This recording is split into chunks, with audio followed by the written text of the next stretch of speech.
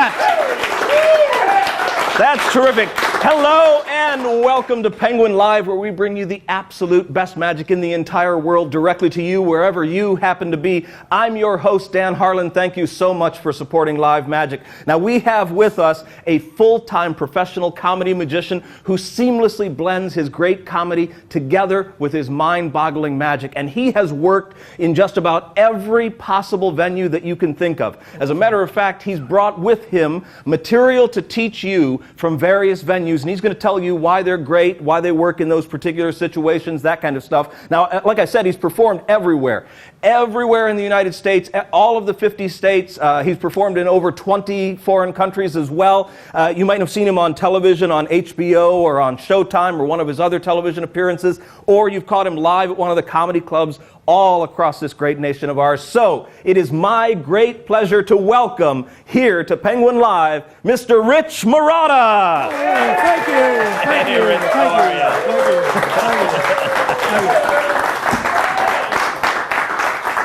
How you doing? Good to see you. And Dan told you I do everything. The reason I do everything is it's what I do for a living. So if the phone rings, they say, do you do this? I say, yes, I do that. I got a close-up act, I got a stand-up act, I got a stage act, I got a two-person act with illusions that I do that I don't sell as much as other acts, but the phone rings, I want the job because that's the way I make my money. The good thing about having a big two-person illusion show, somebody calls up and says, hi, we're interested in having a party, how much do you charge? I go, oh, my shows start at $6,000. They say, for a birthday party? I'll go, oh, your birthday party? I didn't know that. I thought you meant my full evening illusion show. So you have a reason to change the money you charge. And one thing, I don't know if you do it for a living, but if somebody calls up and says, I want to show how much, and you give them a price, and they go, great, you didn't charge enough money. Uh-oh, they jumped at that. Anyway, so I'm going to show you stuff. It's going to be a little different. I'm going to show you stuff on my stand-up act. I'm going to show you close-up act. I'm going to show you casual stuff. I'm going to show you stuff for trade shows. They're all completely different markets, and you all have to do completely different. You don't have to do completely different tricks, but you have to do different presentations. So let's start off with saying casual. Hey, let me get two people up here to help me out. Great. A volunteer? Holy moly. Somebody else? What's your name? Natalia. How are you? Somebody else? Everybody's looking at their shoes. All right. Thank you. How are you? What's your name? David. Okay. Well, a lot of times I'm sitting around, I'm not doing a regular show, or, I'm doing sort of a casual sort of show, or I'm sitting around with people trying to, do some regular, this is what I would do in a regular show, where people are sitting around and watching me do magic. I would say it's the least that I do, where you have an actual formal show where people sit around. Usually I'm working hospitality suites where I'm walking around, or something like that, so that's basically, we'll start. Does that look like a regular deck? Mm-hmm. Okay. Take one. Anyone. Show it everybody. Pass it around. Great. Look at that. A camera. I can see what it is. Makes my life really. I didn't know it was going to be this easy. Okay. Put that ace. Only kidding. No, sorry. Now, so somewhere in the deck is your card. I go like this. And give it a little boop, boop, boop, boop, boop. And I spread the deck. See anything happening? Oh. You notice anything about that card? Blue. Thank you. Was that it? Unbelievable. You think I was lucky? You do think I was lucky. I'll tell you what, I'm going to do it again. I'll do it for her. Just because I feel pretty confident. All right, ready? Just say stop whenever you want. Stop. Ooh, that was fast. Okay, take it. Show it everybody. Got it? I won't look. Got it. Put it back. A little shake like that. Go like this and look. One card turns. See a blue card in there? You don't see a blue card in there? See a blue card anywhere? Oh, well, sure. That's blue. I'll tell you what. Hup.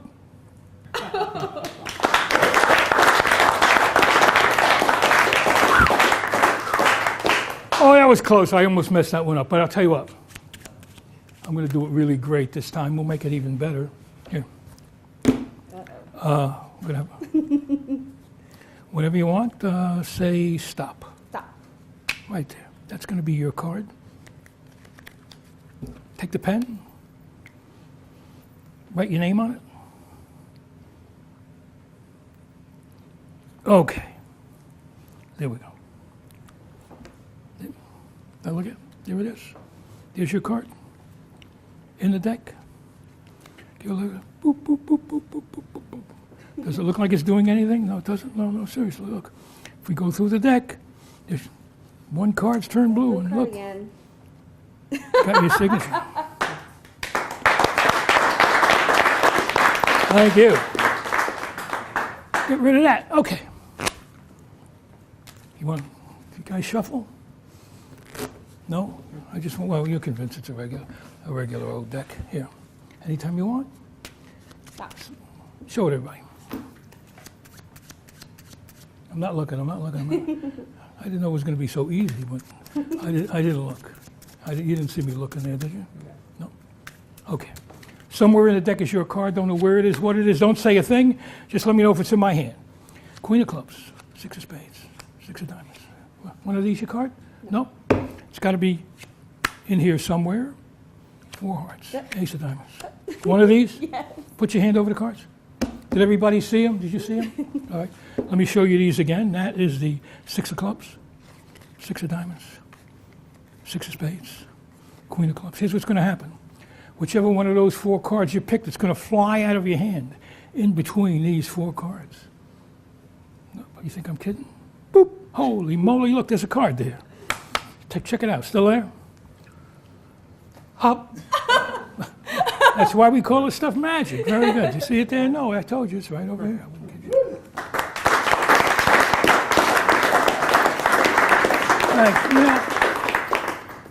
You seem to think I was lucky. So I'll do it. One thing you should never do is repeat a trick, but I'm feeling pretty good, so I am actually going to repeat the same trick again. Exactly the same trick. Say stop whenever you want. Take a look. I won't look. I'm not looking in there. Got it? Okay. Here we go. All right, somewhere in the deck is your card, right? Some could be, but what are we going to do? We're going to do exactly what we did before. What did we do before? Hold their hands. We go through the cards. Where is it? I think it's, well, we shall see.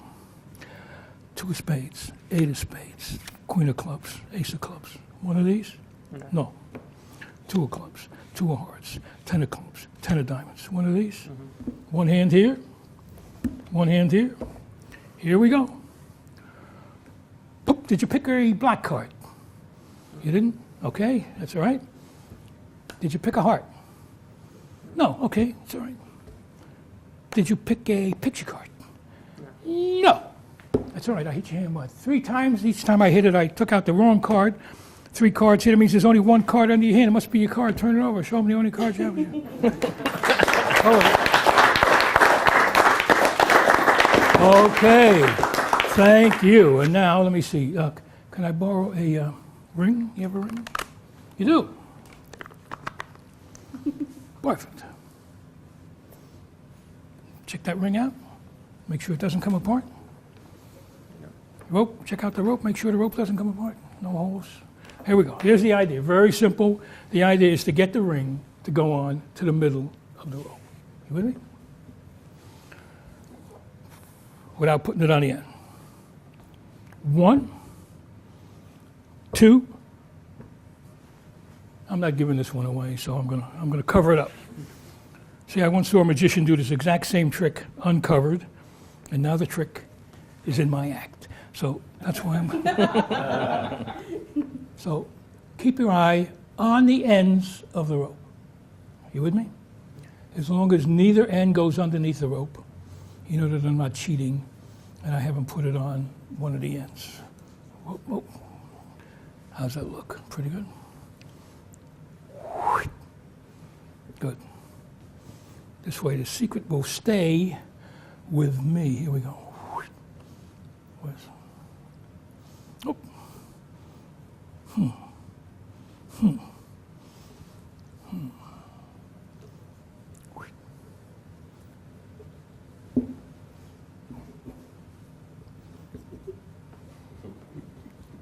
So where are you from?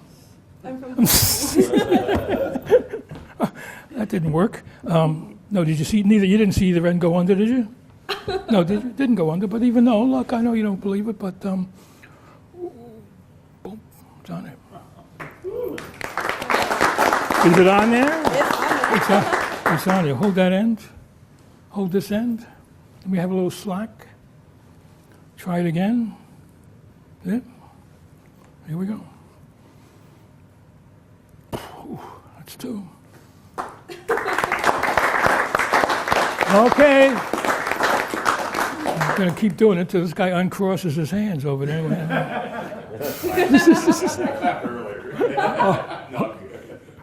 All right, there it is. Sit. Hold out your hand. Close it up. On the count of three. Boop. There we go. All right, let me ask you this. Thank you. Once more. It's there, isn't it? Yeah. How about if I could get the ring to go from my hand onto the middle of that rope? Would that be good? Yeah.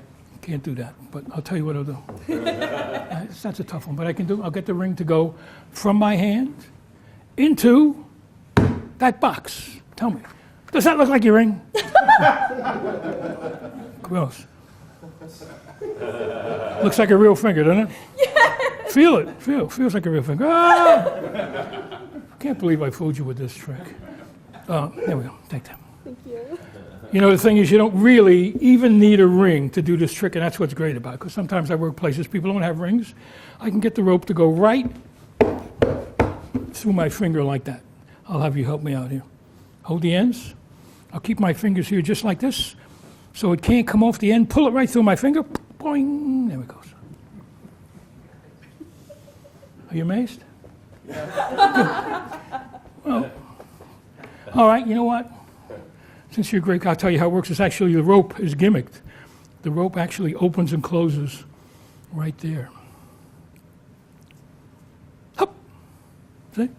That's the way it works. Simple. Everybody wonders how. See, look right there.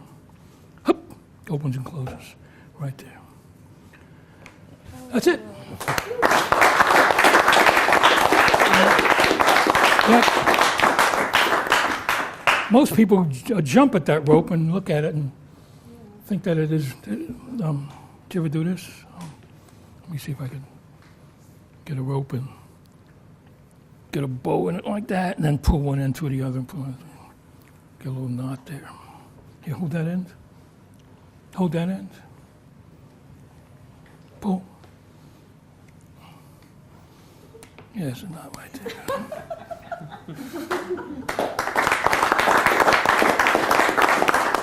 Okay, so this is an example of my formal close-up show that I do with people sitting around. Sometimes I'm paid to do that, but mainly I do walk around. So let me show you how these three tricks are done, explain it all here, and have you all go, oh man, I can't believe it's that goddamn simple. Let me, the first one, I don't know how much you guys know about magic or well, some people at home are going to be doing it, but there's an original trick it was called Red Hot Mama. And the effect was that a card changed from one color to the other. It was a red deck, it was a blue deck, it changed to a red card. Then Frank Garcia, a guy who put a great book on magic out, called it Chicago Opener. And the reason he called it Chicago Opener is because you used a different color card in the deck, and you had to start off with it because it was a beginning book and he wasn't going to teach you how to load the cards into the deck. So that was the second phase where it doesn't change and you do that. I added the signature phase. Now let me tell you something about one thing I do about a lot of my magic. I repeat it over and over and over and over. And the reason I work these gigs, somebody's hired me to do a trick. The guy's paid me to do a trick. I do that trick. And he comes over to me and goes, do that trick for these people. Do that. You can't say, no, I can't do it again. And also, people want to see it again. Now, what does it mean when a layman says, do it again? They're trying to figure it out. It means, now that I know what's going to happen, I'm going to figure it out the next time. I believe the best trick you could do in close-up magic is the ambitious card, because you're doing the same effect over and over again, and you're doing different methods every time. You're fooling them over and over again. So they want you to do it again. They ask you to do it again. And it really looks, can you do that again? No. It just doesn't seem like, I mean, if you're really a magician, why can't you do it again? So I have multiple methods for doing it. So I started doing this, which is a trick, and I wanted to do it a third time where they actually sign it. After that, they give up. They're not going to ask you a fourth time after you do that. So that's why I came up with it. And what it is, it's a 3-card setup.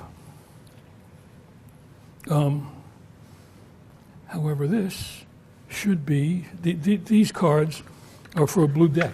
So let me get a blue deck so you know what I'm doing. Here's what it is. The regular trick uses a stranger card on the bottom of the deck, like that. That's the setup. And so the first time when they pick a card, whatever the card is, you throw it on top. When you spread the deck, you see the double. You turn over a double. You put that down. The next time, you force that card. So what I added is a rough and smooth card. It's roughed everywhere except here. See the way it separates here? Very simple. But if you try and spread it here, it doesn't spread. So it's the same thing as Red Hot Mama, except the third time I'm forcing this card. Do I have to go into the whole force, or can I just tell you that I get it? Every card I force, I always have 5th from the top. That's where I put it. And then I go through the deck, and if they stop me there, I do that. If not, I run it under the spread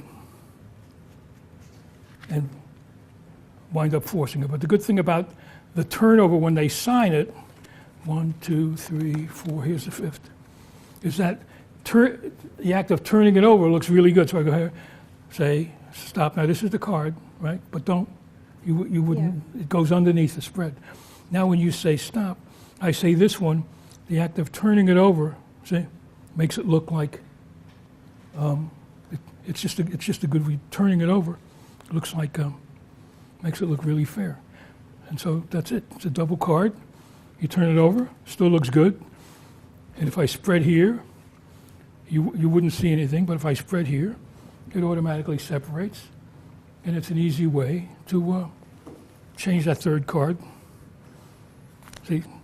So if you do see this way, you can spread this forever and nothing happens. You spread down here, it appears. So that's a way to keep a rough card from being seen. So that's the first. Any questions about that? Is it clear? So it's just the third phase of. Now here's a trick that I have to repeat all the time because when I do it, people say, "Do it again." So let me get my deck here.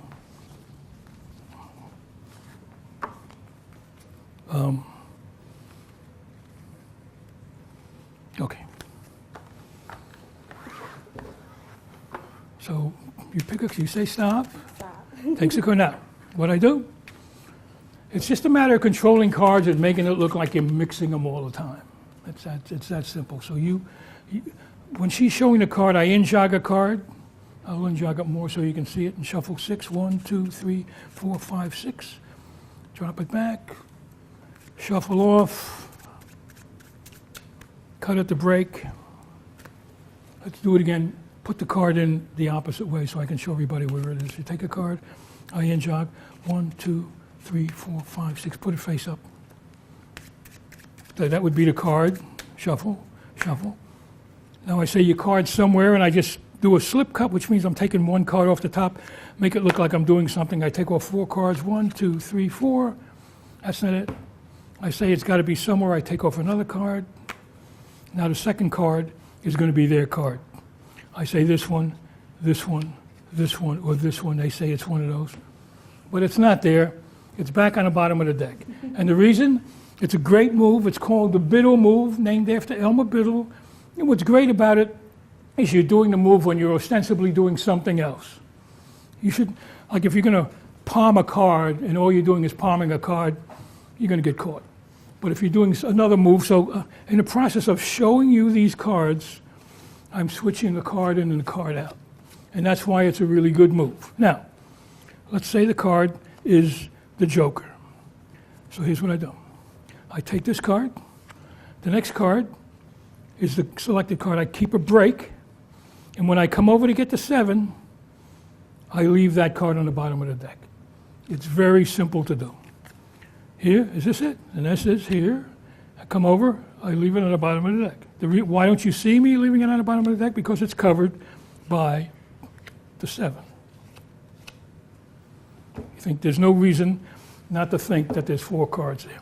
If you practice, the best way to practice is to cull, which, separate all of the black cards from the red ones. So I would just practice going through the deck. I'm going to take this card out, so I keep a break here. You can't break here. Now there's a red one. I leave those 3. I put those 3 back. Red, red, red, red, red, red. Here's a black one. I have a break. Black one, red. So I can just, in the process of toying with the deck here, I'm putting all the black cards back on the bottom, and these are all red. That's just an exercise to use it. But the move is, I use it all the time. It's really practical. So you've got 3.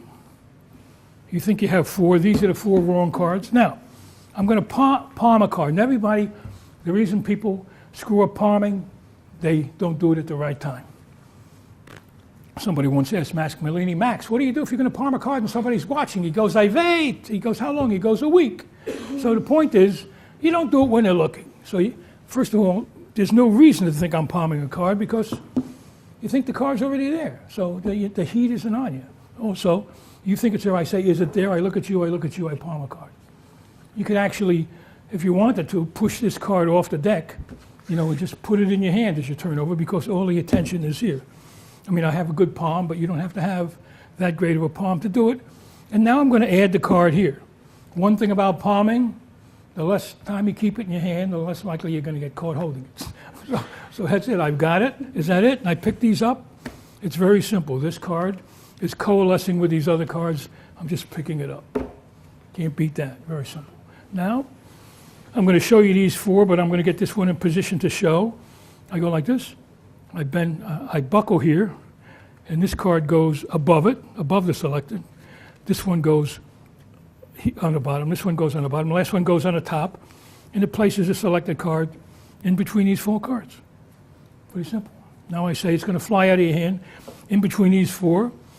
This is called the Ascanio spread, and it's very simple. All you're doing is moving, you're holding all the cards, and you're moving this one away, and these 2 on the bottom, and the double card, it stays hidden in the middle. So it's like that, see?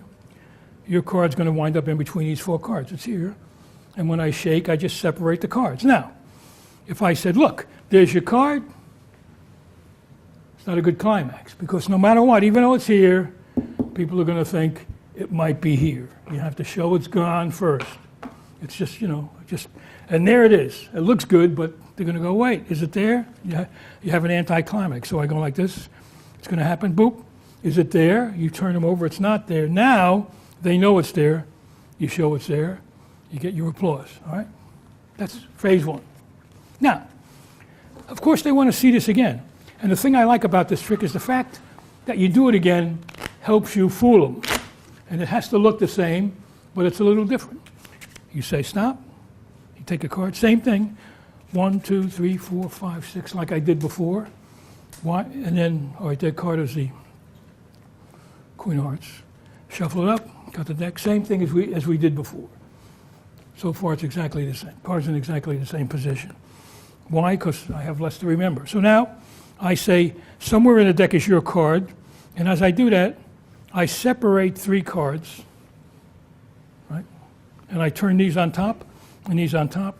And what I've done is I've put 3 cards face down on a face-up deck. Pretty simple. Now I get a break, and I'm going to do the biddle move again, but this time instead of putting a card back, I take.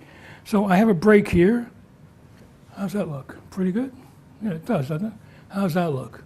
Obvious, a big, no, well, that's it, I mean, you don't want to make it too tough for yourself, but from here it looks perfect. So now I take a card, I take another card, and when I come back, I take those 3 cards. Why don't you see it? Because the other card covers it up. Here's one, boop, 4. You think there's 4? There's 3 other cards there. Your card is 4th. Here, 2, 3, 4. Let me have your other hand there. Now, he's got 1 card. Same thing, except 1, 2, 3. What I do, I leave all 3. 1, 2, 3. I leave all 3. Why don't you know I leave all 3? Because I cover it. Let's cover it. 1, 2, 3. This is 1 card. Do I have to worry about it? No. Well, here's what I do. Look, I'm in control here. Here's 1 hand. Here's another hand. I'm making sure that he covers it. Also, he knows his card is here. It's not going anywhere. And that's what helps it work because, you know, I'm telling you, everybody, oh yeah? I got it. So they're so excited that they have their card. They don't start fooling around going. So that's it. Now you just miscall a card 3 times. Bink, bink, bink. And you show it's gone. And this time, I think this actually has a stronger ending than the first one. There's only 1 card there. Just remember, I'm in control. When he says it's one of these cards, I go, here, let me see, I'm in control here right away.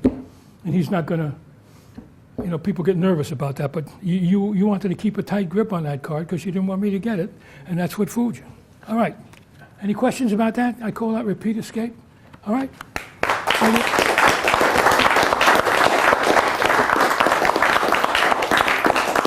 Hey, Rich, before you switch gears and go into the ring and string stuff, we did have a couple of tweets come in about the first effect, about the variation on the Chicago opener.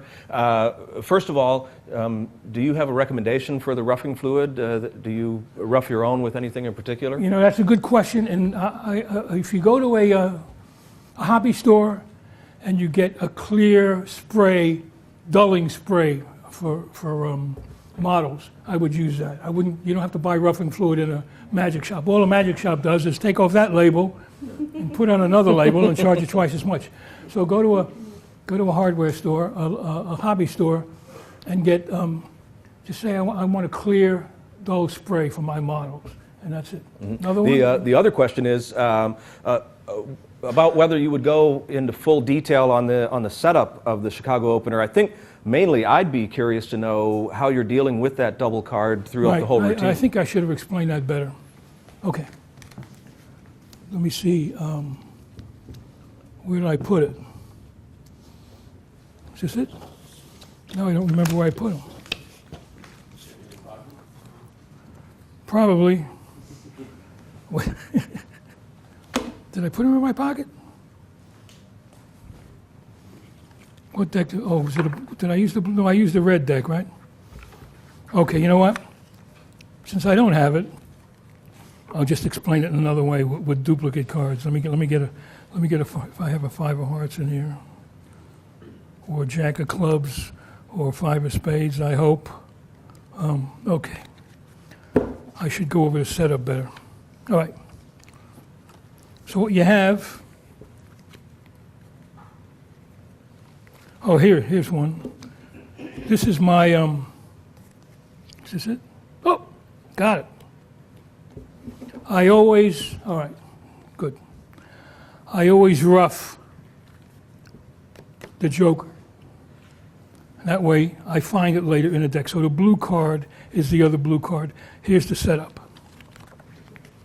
Good, I'm glad I got this. I should go over it completely. Here's your setup. You've got a 4-card setup. You've got a red card that matches the deck, the card that matches your deck you're using. You got the stranger card, and then you've got the rough and smooth card here. And that could be anything. This card could be anything. I always use a joker so I can find my rough card. You can't see it, but before I sprayed it, I put a piece of tape here, and I put a piece of tape here, put a piece of tape here, and tape here. That way, now it's roughed, and here it's not rough. So the setup is double roughed card here, regular card. It's exactly the same as you would do Chicago opener or Blue Coat Daddy, except that the double card is in the center. So when you start off, they pick a card, whatever it is. When you drop it back on top, you drop in the blue one on top. You go through the deck, and you say, there's a blue card. Now, this is the double. This is the single. I cut the deck here and show that you show this card, and you're going to do a double with this card regular. You put it down. You're putting down a 5. Now, on the bottom, I've got the double, and I've got the regular card, and I keep the double on the bottom by pulling it like this. So I have the double card here when I come off the deck, and I shuffle the card I'm going to force to the top, and then I put 4 on top of it, and then I force it again. I force the dupe of that. It's always fifth. If you work at a slow pace, I would say 80% of the time, they say stop right here because they want to see the trick already. If not, goes under the spread. You say stop. I show it to you. Now we do the same thing. There's no blue card. That's blue. Cards on the bottom. You can shuffle it to the top. You can cut it to the top however you want to. You say, okay, I'm going to do it once more. I get it to the top. Shuffle 4 again. Now it's still fifth from the top.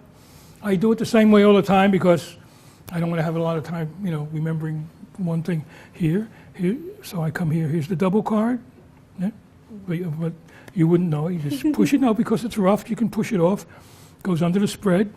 When you say stop, I say this one. You turn everything over so they can see it. They sign it. It's a rough card, so I can push it over, turn it over. Goes into the deck, and later, it's in the deck. Since I'm going to spread down here, where the cards aren't roughed, when I come to the card, it should separate. I go now. See my hands? What you see where my thumb is now? Mm-hmm. It's way down here. So the card separates it. Now I show them that's a card. That's is that clearer now? Yeah, okay. I think that's much more clear. And it does bring up one more question that I have. Do you ever let people keep that card, or do they ask to keep that card, or you just put that card away? That's a very good question. And one thing is, they want to keep that card, but they want you to sign the card. They want your signature. So what you do is you say, I want you to keep this as a souvenir. Say, thanks, Natalie, thanks for helping me out. Remember me. And you sign your name, and they keep the card. They want to keep it, so it's a good idea. You just replacing that card again. And the reason that I use the rough card as a joker is because I want to know where it is, and I can find it again later and make another gimmick card out of it. Okay? Is that clear? Yep. All right, let's move on.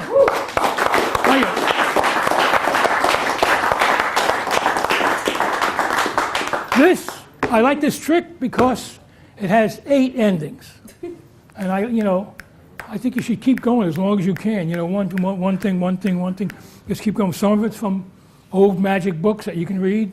All of the effects look good. I'll tell you the effect that I think usually gets the biggest response is something that's really, really old. So we'll start off by, I dump this. I borrow your ring. Get it off this time. Thank you. Now, one thing to do, if you're going to do this trick, is to look around and see who has a ring. You want to spot people. If you don't see anybody with a ring, maybe you want to give me yours if you plan on doing this effect. I like it. The first one is very simple. I say I'm going to do it covered because I don't want you to see how I do it. And under the scarf, I'm doing this. I'm pushing this here. I'm turning a little bow here like that. Obviously, that is not on. And underneath the scarf, I'm going to pull this thing through the ring, like that. If I pulled this thing all the way through the ring, it would be on the scarf. But you don't know that. So where you are here, it looks like this to the people watching. I say, did you see it go under? They say no. I go, here, hold this end. My finger is here in the loop. So that when I pull this, it does the job for me. Nice. Clever, isn't it? Wish I thought it up. So that's like that, and you say it really is there, and they don't believe it. It looks like a knot, and you pull it, and it's on there, and that's your first reaction. They say, yeah, it really is on there, and I show it to you. Now, I have you hold that end, and I have you hold this end, and, okay, it's already off. It's sort of a heavier ring would have made my life a lot easier, but no, that's no. I mean, it just would have. But that's the way. So you just hold it up higher. I come down, the ring is here, in between my thumb and index finger. Right? I have you hold this end. Now, when I come over here to grab the other end, I just let go of the ring. I hold that. No, hold it tight. See, it's up here. All I have to do is move my thumb, and the ring falls. So I have it hidden like that. I have you hold that, and as I come over, I drop the ring. You hold that, and very simple, ring's off. Make it look like it's on there, pull it off again. Say I'm going to do it again. There's a lot of moves. There's a move where you can come down this way and put it in there and come like that. Works a little better with a heavier ring. So when I don't have a heavy ring, I just put my thumb through there like it's through, but it's not. It's sticking out. I pull down. It's not on. The rope is in front of the ring. I get the ends like this and hold it like that. See, it looks like it's on there. You can actually show it, but it's not on there. You pull it, comes off. Now, you say you're going to do it again. If I can get the rope to go from my hand up. Now, this is the trick, excuse me, was originally called ring flight. Great effect. How many don't know what ring flight is? Well, I'm going to tell you anyway because I don't know who's oh, you at home. How many don't know? Okay, that many? All right.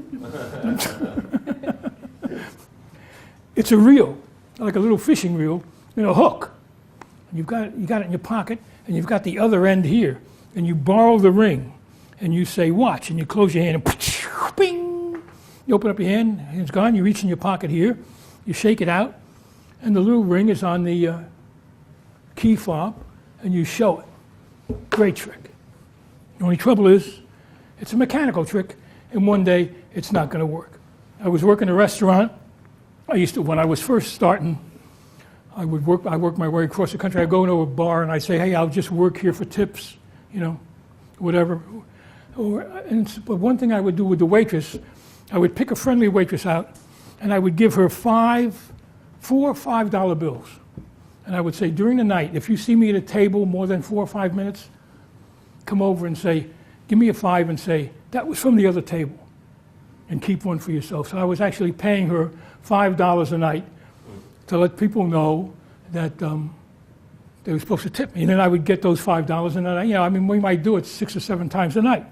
And that way, if I do some tricks, I say, do some more, do it for my, and then they say, this is from, $5 back when I was doing close-up magic was a lot of dough. So, and I would say, that's from the other table, and then these people would get a hint. Anyway, so we were friendly. So now, oh, here's my new diamond ring. Here's my engagement ring. Do a trick with that. Okay, here we go. Look, the ring is gone. And here is nothing. And I sort of had broken off. I'm going, I go, I guess you're wondering where that ring is. And the waitress said, here it is. And she came over with it. Best reaction I ever got. What happened? It broke off and it hit her. It hit her on the leg. But for a minute there, I'm going to be working here the next year. It's a lot better ending to that story than most of them. And, yeah. Jason Randall, I don't know if you know him, great magician, lost a ring. He was on a boat. It was docked. He had to hire a diver to come get it. It cost him like $3-4. So anyway, I don't want anything that's going to break, and I don't want anything like that. And also I found out that this gets a better reaction. It's so stupid. So the first time you do it, you say, would it be good if I got it here? Second time, it's so simple. You put it on your second finger, and you put your first finger in. How easy is that? Ready? Watch. That looks great, doesn't it? You can show your hand, and then you just load it in here. And then I've got a giant hole here. It's all completely cut out, so you can have a really big ring. Don't worry about it. Just get a piece of foam from some, now the way they ship things when you order things in the mail, you get just a big piece of foam rubber, open it up, bink, and that's it. It looks really good. Most women don't, I'm sure every guy has done this growing up, right? That's the kind of idiots we are. But the women go, oh, it looks like a ring. You have them touch it. You let them know. It gets a big laugh. You put it down. I like it. I like it better. I don't want any. I used to have a electronic card rise, and I had all of this stuff. You know what I call them? Prayer tricks. Because before you do them all, you're going, oh, please. Hope the battery works. Hope the transmitter works. Hope this doesn't break. I don't want to think about it, and I don't want to have to deal with it. So that's it. So now I go, you don't even need a ring. Oh, thank you very much. Put your ring back on. Make sure they put the ring back on. Because I just gave the ring to somebody once, and I'm doing a trick, and all of a sudden she says, my ring is gone. Sort of ruined the show until she reached in her pocket and said, oh, I forgot to put it back on. No, but I mean, so this is the best. Right through my finger without coming off the ends. I'll have you do it. Hold it. You hold it. I keep my fingers here so it can't come off the end, but actually I keep my fingers here so you can't see this. It's not on there. This is Ray Grismer. And it's people love this part. You show it the first time, you're going to get it go right through your hand. The second time, when you come down, you bend your finger. It's not on there. I give it to you. I turn it over. You see, I'm covering it. I tell you I'm going to keep my fingers here so it can't come off the end, which isn't true. I'm covering this, and you pull it. That looks really amazing. Now I tell you this part. I think it's called threading the needle or grandma's something or other. But you've got a loop here. This is more amazing than anything else. It's the simplest damn trick. What you're doing, you come from the back, you come over and over and over, you make a loop like that. And what you're doing is the rope is coming through those fingers. Boop. Look at that. That's the way it works. Coming here. The rope is coming through those fingers, and that's what makes the illusion work. Every time you do it, you lose a loop, so make sure you have enough loops that it's not noticed. So here, I bend this finger way down, and all I have to do is hit here and up. Does that look amazing? 1, 2, boop. That's it. Sometimes this gets the biggest reaction for some reason, because people know the rope, they know it's a regular rope. I relax, and now usually people are going over that with a fine-tooth comb. I steal a little knot. You just get another one of these, you make a knot, and then you do the hunter bow where you tie it like this, you pull one end through the other. This is a slip knot, but you don't want to pull it that much. You don't want it to come off before you're done, so you pull here like that, make it as tight as you can, pull them through here, and then make sure the knot doesn't, and I have you hold this, and I have you hold that. You can just come over here and say, okay, pull. You can actually just pull it off. Good, pull. And pull it off. That looks downright amazing. That's how simple it is. You just add in that piece. And that's it. So that's 8 effects in about 3 or 4 minutes. That's why I like the effect. Okay? Thank you.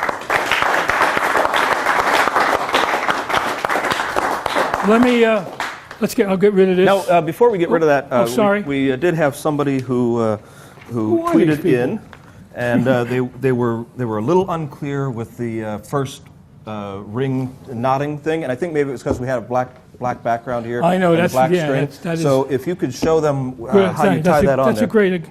Boy, you're hosting this very well, man. That's well, really good. thank you very much. That's really good. Hey, you got great. All right, comes here like this. That's a loop in the rope. I take one end, I tie a bow around it like that. Now, if I pull this now, what happens? Nothing. The ring isn't on the rope. So you pull on it like this, come up like this, you tie a bow. I have to get this, if I pull this end through, it'll be on on the ring, so it's covered up. Underneath the scarf, I just keep pulling this end, pulling this end, pulling this end, pulling this end, like that. And I try to get as much of the rope off the ring as possible. I mean, much of the rope through the ring as possible. I stop like that. That's what you have with a big loop here. Now I say, did you see this end go under? Did you see that go under? No, neither end went under. Fingers here, because that is what's going to make that happen. Does it look better? I'll do it again just so you see what you see what it is. The misdirection on it is really good. Underneath the scarf, I go like this. I make a bow. I pull this through. And of course, as it's going under, as you're pulling it under, people are starting to laugh. You know, because then you say, hey, where are you from? Like you're going to do something sneaky. And that's it. That's it. Fingers here. Just make believe the scarf's there. All right, boom, boom, boom. Did you see this end go under? Did you see that end go under? No, neither end went over. I'm looking here. I'm pulling here. It's on there. That's how simple it is. Okay? Yeah. Cool. Is that clear? Yeah, I think so. Okay, thank you. And I'm gonna need that paper back. Oh, okay. sorry. And then, is it okay to clear this, or are you leaving the table? No, for now? I don't Okay. need this anymore. All right. Let me move this. Let's get rid of the table. Okay. Now, trade shows. Okay, I'll have you, okay, thanks. Let me get somebody else up here who, come on. And I say, who would you like to meet here? Come on up. Him? Okay. 1 second, don't come up yet. Okay, hold on to this. This guy's going to come on over. Come on up here. No. What's your name? Neil. Hey. Here we go. What I'm going to do, I'm going to have you pick a card here, say stop. Stop. Okay, that's it. I'll do it. I usually wouldn't do it this way, but I'm doing it so the camera can see. That's your card, 5 of hearts. I want you to remember your card, and to make it easy for you, I'm going to rip it. That way, if you pull the rest of it off for me. Okay, so hold on to your card. Your card is the 5 of hearts. 5 of hearts. To make it easy, I'll go like this. Boop, boop, boop, boop, boop, boop, boop, boop. You're not going to believe this. Here, let me hold this. You don't have a pocket? I do. Okay. Hold it for a second. Okay. We'll make it easy. In my hand, count the cards into my hand one at a time. All right. Count the cards into my hand one at a time. And stop at your card. Now, you're going to be able to tell your card 2 ways. One, you know what it is. It's the 5 of hearts, right? Second of all, you know what it is because it's got a piece missing. So just run through there really quickly. It's going to be easy to spot. It's red. It's a heart. It's got a piece missing. Red heart. Oh, there's the 5 of diamonds. It looks like your card, but it's not. Okay, keep going, keep going, keep going, keep going, keep going. Up, up. Nope, that's the 3. Keep going. I thought it was a 5, but it's not. Well, it doesn't have. No, sir. Unbelievable. You had a piece missing. You see that guy over there? Mm-hmm. He's got something for you. Go over there. See that envelope? Mm-hmm. Open it up. Well, why don't you do it together? Open it up. Tell me what's in there. Does it look like it fits? It does. What?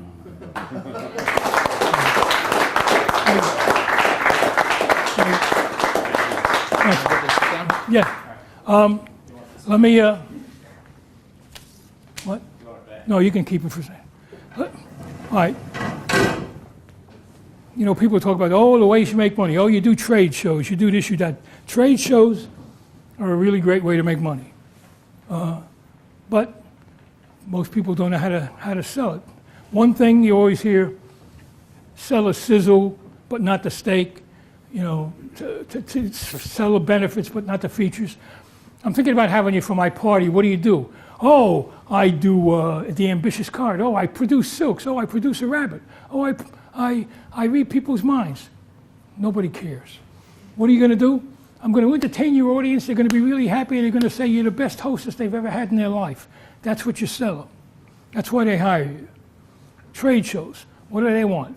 They want people to come to the booth. They want to have potential buyers come to the booth. They don't care what you do. If you can't build a crowd, they're not interested in you. So I came up with this, and I call it connection. And the way I sell it is, need $1 million? Here's a trick worth $1 million. I'll just read it to you fast because it's the reason I do it. No way. That's what Richard P. Noble, president of IBK Software, thought until he met Rich Marotta. As Noble tells it, I've been trying to meet an important client for a long time, but had no success. Then I met Rich Marotta, the best magician in New York City. He told me he could put me together with any potential customer I wanted. Skeptical, I told him who I wanted to meet. 5 minutes later, the client approached me. Somehow I had the missing piece of Rich's card. Blah, blah, blah, blah, blah. Anyway, so here's my pitch. Hey, you got a trade show? You want somebody? I'll tell you what. I will put you together with anybody you want to meet. You don't meet them, you don't pay me. No connection, no fee. There's really something great about guaranteeing that people are always interested in getting something where they don't have to pay. So they're going, so there's a person you want to meet, you don't get to meet them, you don't pay me. Now, of course, they say, yes, but there's 2 caveats. One, a person has to be at the trade show, give me a break. And 2, I have to be able to perform for them. Sometimes it happened once or twice, I didn't get a chance to perform for them. But if I get a chance to perform for them, I do the trick. And this is it. I give the guy, all right, I'll show you what it is. I'll take this one out. It's a special card.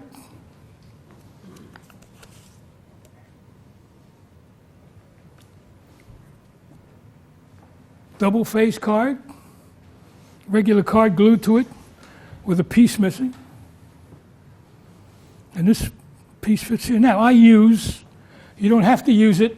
You can hold the cards together and rip them off. I use the intercessor gimmick, but I've been doing this trick before the intercessor gimmick came out, and I just ripped it together. The interesting thing is that this piece matches this card. This is the piece that goes with that card. I once did a show for a bunch of some kind of engineers, and they had some kind of high-powered microscope. They put the goddamn thing under the microscope. But so what it is, you take 2. You take 2. It's all explained on a thing if you want to get it, but you don't need. You get a double face card. You get 2 ace of hearts. You rip them. 1 ace of hearts. I'm going to glue on 3 sides. The other one, I'm going to get the piece that matches that and put that in this envelope. This piece matches that card. And I put it in here in the pocket. That's my setup. The only thing I do, I go through the deck and I make sure I get rid of the other ace of hearts because I don't want you picking that. And I get rid of the 8 of hearts because that's the card you're going to see when I take it over. And I need a duplicate king of spades that goes here. And this is my setup. Now, sometimes I'll just palm it in there, but you don't have to do that. So, I tell the guy, whoever runs the booth, I say, hold on to this card. And he usually has it up here like this. And they say, who do you want to meet? And they tell me who they want to meet. I don't start off with it. I do a couple of tricks first. And then usually I have them shuffle and I palm it on. And what's going to make this easy to do, you just cut the deck and that's it. If you riffle down here, it's going to automatically snap at that double card because it's thicker. So the force is really simple. I just say stop. I'll come down here, stop. Boop, you say stop. It's automatic. it automatically breaks right there. I turn it up, and I say, that's your card, and I want you to see the king of spades. Because now when I come back here, say that, you don't see this part, but I say your card, I want you to remember it, and I start to rip it. But when I start to rip it, what I do is I pull the card up, I press down here with my pinky really hard, and I start ripping the card and ripping the card and ripping the card and ripping the card. And then I stop here. This is really convincing. It's really convincing. And I say, here, rip the rest of it, and you press down hard. You actually get a tug on there. They're convinced they ripped that card. And since they see the king underneath, they think that's the situation. There's no reason for them to expect it. They remember pulling it off. You can't press too hard on that. And if you after they grab it, if you pull down at the same time, I don't know if we can we get a camera here? No, we can't. Anyway, no, just see it's here. You stop. You say pull it the rest of the way, and as they grab it, you pull down. It really feels like you're ripping it off. Now all I do, I want to reverse this card, so I get the cards that are underneath the break, and I put them on top, and I put these cards like that, and the gimmick card is here. I go like this. Now, if I give them the cards, I make sure, if we had a table or something, it would have been easier, but I make sure that if they take the card, they grab this side. You don't want them grabbing this side because they might grab it up here and feel it. So now I just say, count the cards into my hand, and this is all right in front of them, and they see the cards gone. I mean, it's an amazing vanish. You can't, they just pulled it, and then I go, well, you know what, you see that guy over there with that thing? I think he's got your card. And of course, this guy, he's a businessman, he's waiting for this guy. What do you think? How's that? It's amazing. Yeah, he did it for me, blah, blah. You start a conversation. One time, sometimes I do it at a bar. Guy says he wants to meet some girl. You can do it for that. But why waste it on that when you can? So that's what I do at a trade show. Actually, I'll tell you a funny story. I'm at a bar and I go, anybody you want to meet? The guy says, I want to meet that girl over there. I go, okay. And of course, the wise guy goes, like she's going to talk to you. So I said, I work in New York. You got to know what New Yorkers are like. I go, buddy, she'll have her hand in my pants in 5 minutes. So I don't know if you know it, but I do card to pocket. They pick a card, and I go, there it is. Look, it's in the pocket. Is that your card? And I take it out, and I go, here, I'll do it again, and I reach in there, and I do it again, and then I take it out of this pocket because I can palm all the time. Then I take it out of this pocket, and my joke is, you want to reach in there and get it? And sometimes they say yes, and it's low, and they reach in there and get it. So I said to the woman, you want to reach in there and get it? And she said yes. So as she put her hand in my pocket to get it, I turned so that the guy could see that she had her hand in my pocket, like I promised. And when I turned like this, I moved her a little bit, and she goes, why'd you do that? And I go, I told that guy you'd have your hand in my pants. And so as soon as I said that, she took her hand and she undid my pants.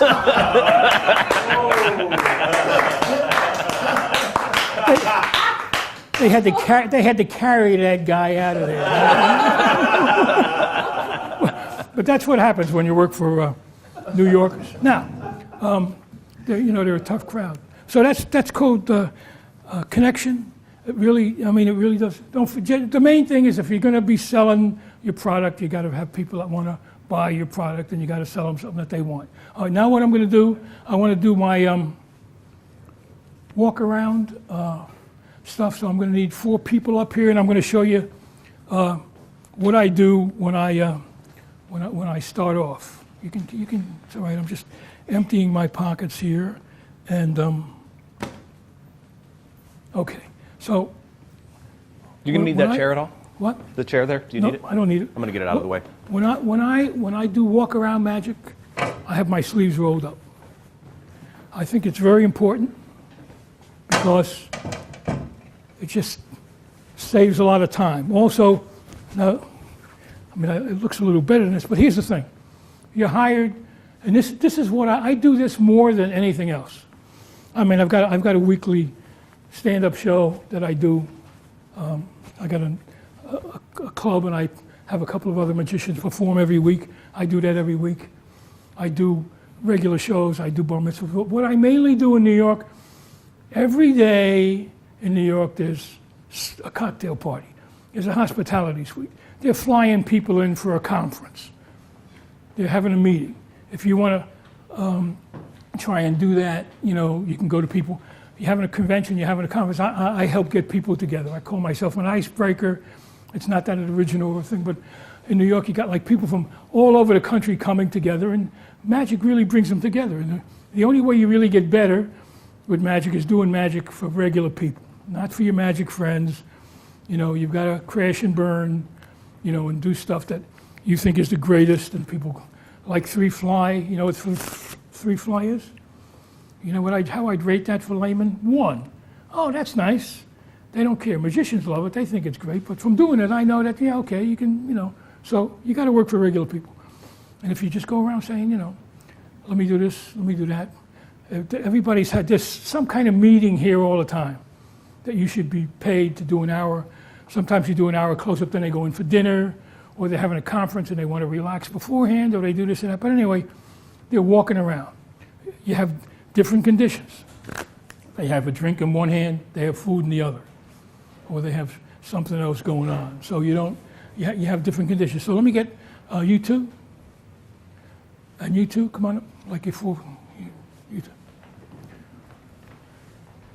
Now, usually, how you doing? Usually, everybody would be dressed like me because it's a cocktail party. So I want to be dressed well, but I want to stand out. Because the thing is, I'm going to come over to these people and start talking to them. Who are you? And what are you doing here? You know, so now I have a deck of cards in my hand, my sleeves are rolled up. You know, I mean, I look weird to begin with, but it doesn't mean I'm weird enough to come over and start talking to you. So, you know, so it's like, well, so that way I can come up and go, hey, guess who I am? You know, I'm the magician.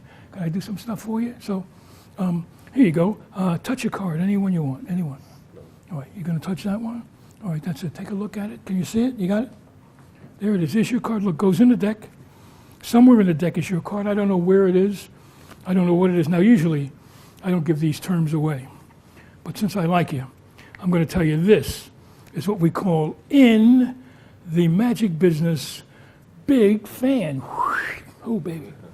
Does that look like a big fan? It does. Look at your card. Concentrate on it. I'll tell you what it is.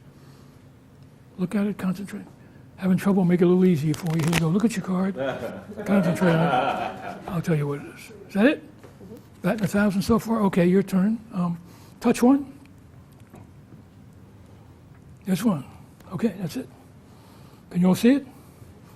I don't want you to forget it. I'm going to leave it sticking out of the deck like that. And use my scarf here to wrap up the deck. There it is. There's your card, right in the middle of the deck. I'm going to wrap it up in this scarf. Here we go. Here, here, here, here, here, here. And if I just give it a little shake here.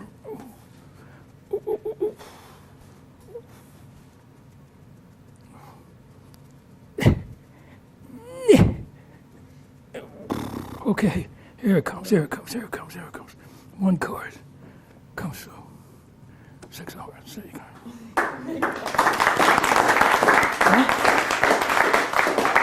I'm feeling pretty lucky. I think I'll do it again. Here, take one, take one, take one, take one. Take one, take one, take one, take one. Show it to everybody, all of the other people. All for you. You got it? Will you remember what it is? You won't forget it? I won't forget. You got it? Your card here. Here we go again. Cover it up.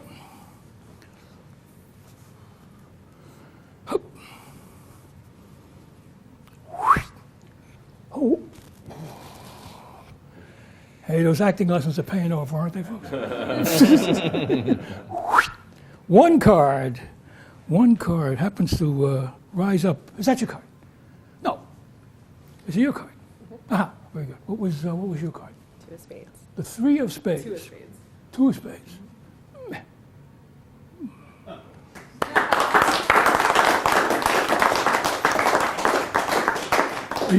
Now, people argue with me all the time about shuffling. Should you let people shuffle? Should you not let them shuffle?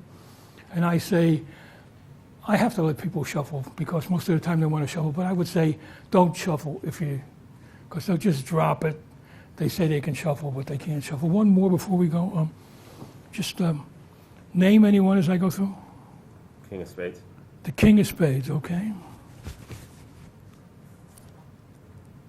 Take the pen. Have you sign that? Sign the king. Just across the middle. Yeah. Okay.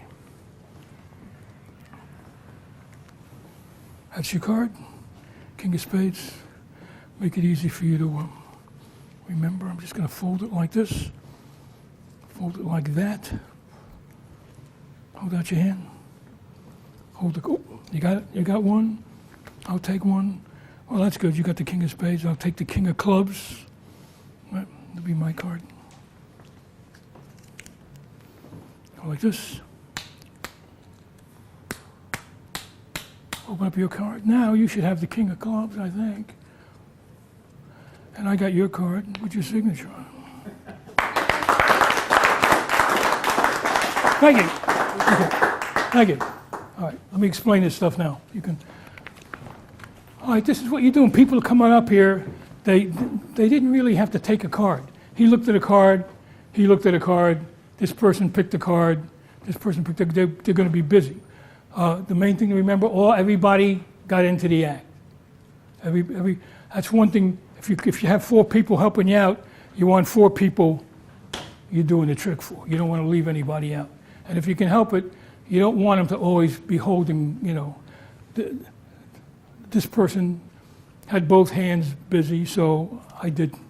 This person had both hands busy. These people, somebody's going to have a hand free where they can take a card. But if not, you do it. So it's basically 4 different tricks. The first one, they touch a card. I show it to them. I put it in the deck. It's on top. I use 2 controls. I only use 2 controls. The other one, he looks at a card. That's his card. He touches a card. I leave it sticking out of the deck. It's on the bottom. I use 2 controls, one to the top, one to the bottom. That's it. I'll show you what they are. First one's based on a Bert Allerton move. They touch a card. You show them a card, but that's not the top card. That's the second card.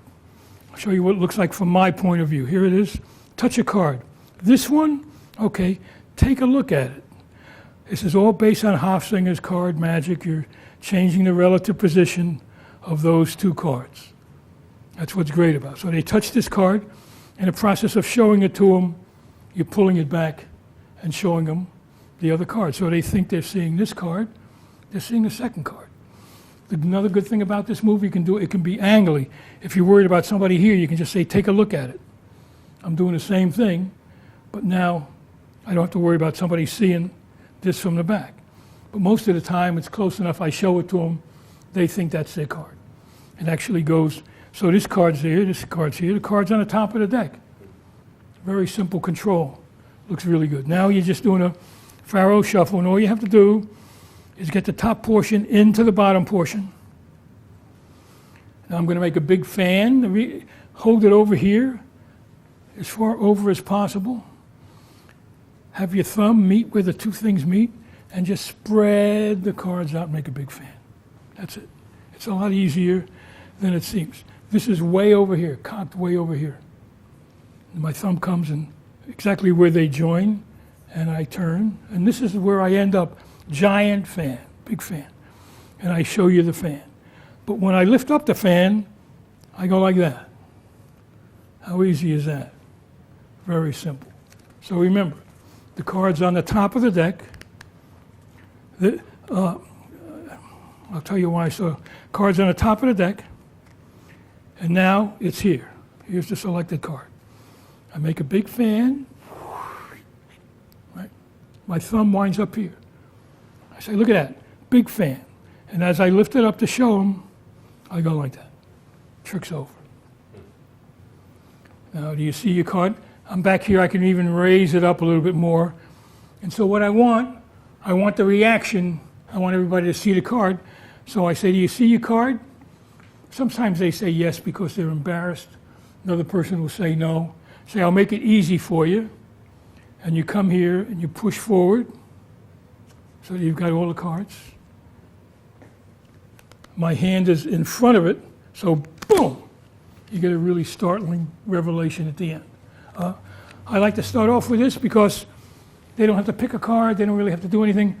It shows skill, but you're not doing any of that juggling stuff.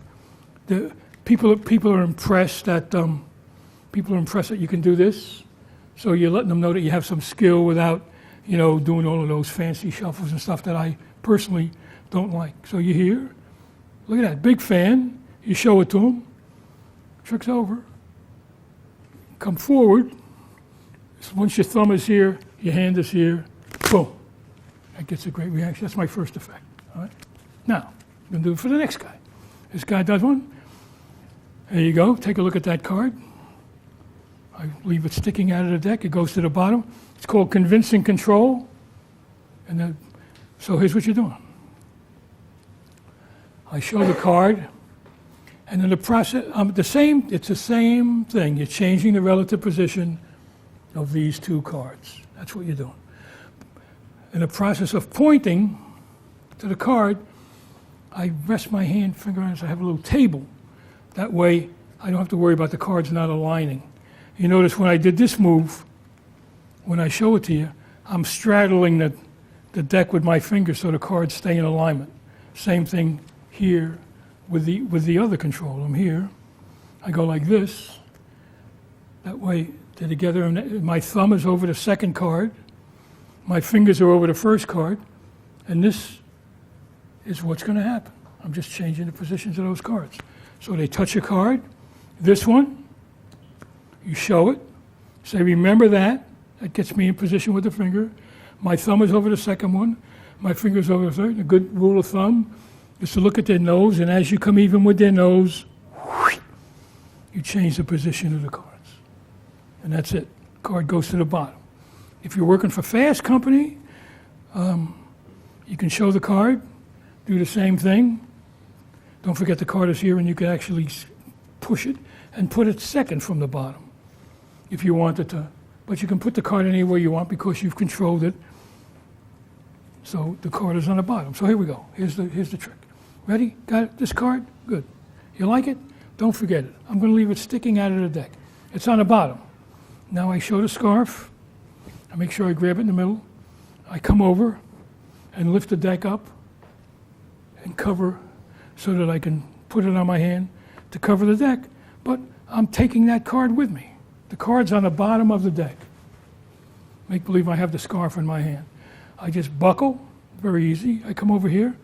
I pick up the deck, the scarf, come back over. It's just a really easy way to get this is one of the first tricks I ever learned, but I just improved it a little bit with so it's here. You say your card's sticking out. And you can do this, sir. I'm going to cover the deck.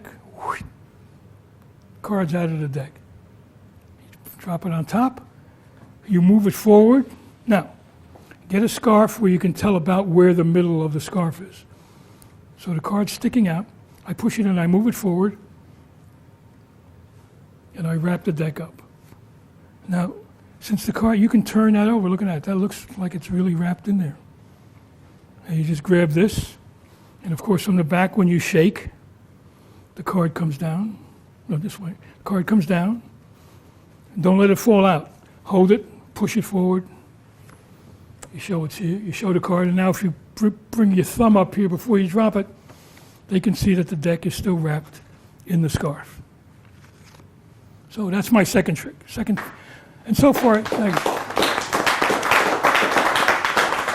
it's taken about a minute. Now, this person takes a card, this person takes a card, and I control them to the top by various methods. Let's say it's the ace of clubs and the ace of spades. just for the hell of it. Sometimes I overhand shuffle. There's a million ways to do it. All you have to do is get both cards to the top of the deck, and this person's card is second from the top, and this person's card is on top. There's a reason for that. Now, Bobby Baxter, he's a great magician. You probably don't know him. This is his trick. Get this. You rub it. You rub it. You rub it. Whoosh. That's an amazing effect, I think. And it fits with the other trick I've done with, I'm using a scarf. It's very, very simple. All you're doing is you're getting the cards to the top of the deck. You've got the, where did I put them now? The ace of spades and the ace of clubs. When you cover up the deck, you get a break, like that. Make believe I have a scarf over it. I go like this, stick my pinky out, rises up. But what's great about it is that if you angle the scarf back, you can't see that pinky. I mean, that looks really good. Might as well milk it. What the hell? And then you pull it down. Now, I grab it at the corner and I show the card. This is the position you want to be in, and I say, "Is this your card?" It's not their card. I know it's not their card. Is it your card? Yes. Now I'm going to do a top change. Now, I've worked for years on top change. It'll never be as good as David Williamson's, but it works for me. A top change you here, and then they would say, "You're going to top change it for the top card of the deck." Here, no. Turn and look at the person, and as you do it, so that's is that your card? No. How about here? Is it your card? Well, since I was never happy with it, I thought, wait a second. If I have a scarf in my hand, nobody's going to think I can do anything. That's what really makes the move. This effect is amazing because it doesn't seem that you can do anything with a scarf in your hand, but it's exactly the same thing. I hold it here the same exact way. Is this your card? No, now I turn here. Now there's nothing, you can't see anything. I'm already covered. So you're here. Is that your card? Oh, it's your card. Okay. Well, anyway, everybody, what was your card? You just say, what was your card? And you've changed the card. And now when this card changes, it just seems much more amazing because you've got a scarf in your hand. That's how simple it is. So that's the second part. And that gets a really great reaction too. So now I have one more that I usually do just because I want them to have a signed card. It's really simple. In my pocket, I have 2 duplicate cards back to back. I have an insert that I don't have with me that I carry sometimes where I just keep taking 2 cards out of my pocket. Blue Coke, Daddy here, and I just keep adding them to the deck. So now I have a pretty good palm. I'll take it in my pocket. They'll shuffle up the cards. I'll come back. I'll put them on the bottom. But it's not that complicated.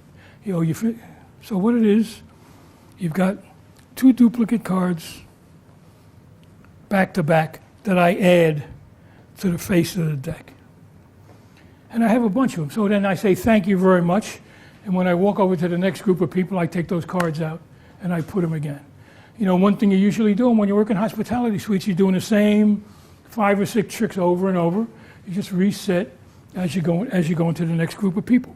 So I say, this gives me an instant double. I say, touch a card. So this one's already signed, makes it easy. I go, okay, to Jack, I want you to sign it, and I give them the pen. And when they're taking the pen, I take this card out and turn it face over on the face of the deck. And it's allowed me to get a simple, immediate double. So they sign it. Now, this move, there's a move for doing an ambitious card where this is 2 cards now. You say, all right, I'm going to get your card, I'm going to put it in the deck. And so what you're doing is, as you turn it over, you're pushing that card forward. It looks really good. You push it in there, and the card's still back on the top. So what I'm going to do is I'm going to fold that card. So now when I do this, it looks like I'm doing it to fold the card. So the move, it's a perfect move. It's a perfect move for what I want to do. I go, okay, that's your card. You've signed it. I'm going to fold it. And I'm using the front of the deck to fold the card. This is the 3. and I have them hold it and sign it. While they're doing that, I'm getting ready to do another double, and that's their card. And now I show this. You don't have to sign this card. It only slows the effect down. One card is, I go, that's your card, this will be my card. I do exactly the same thing. There's this, I do exactly the same thing. I'm pushing it forward to fold it. And now I fold this. Now what do you show first? The signature is much more impressive.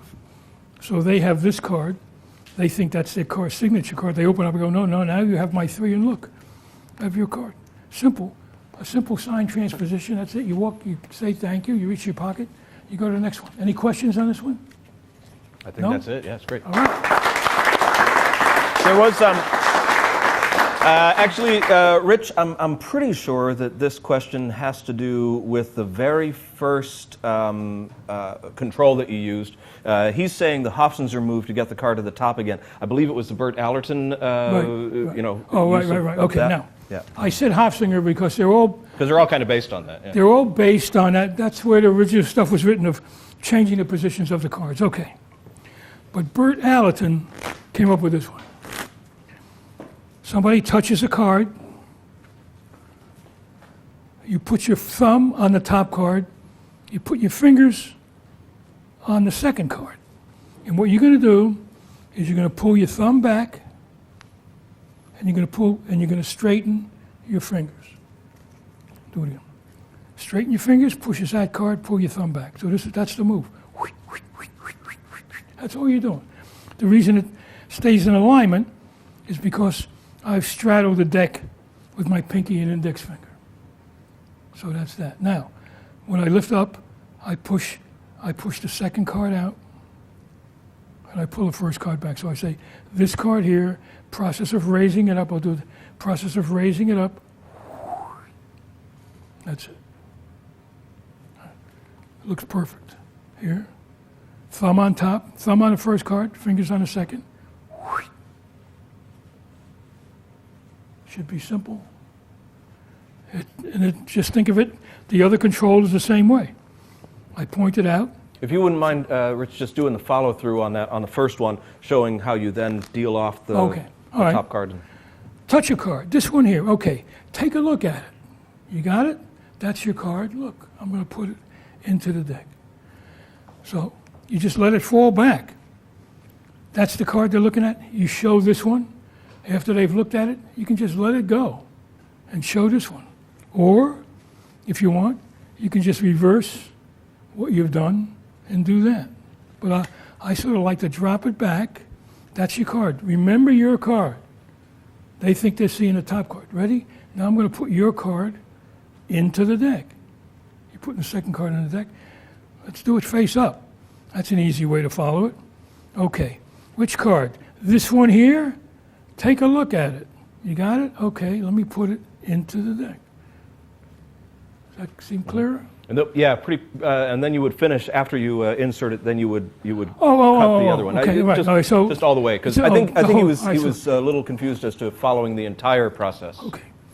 Lay off the booze.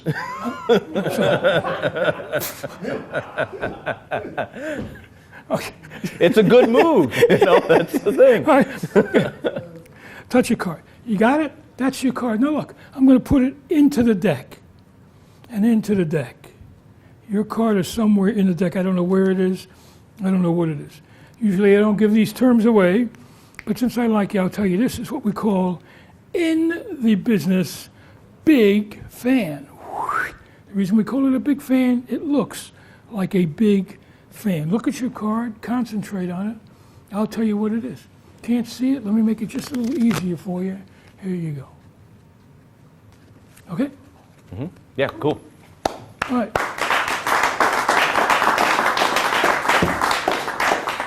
I need about, I'm going to do my some stand-up stuff now. Give me a couple of minutes to set it up. Yeah.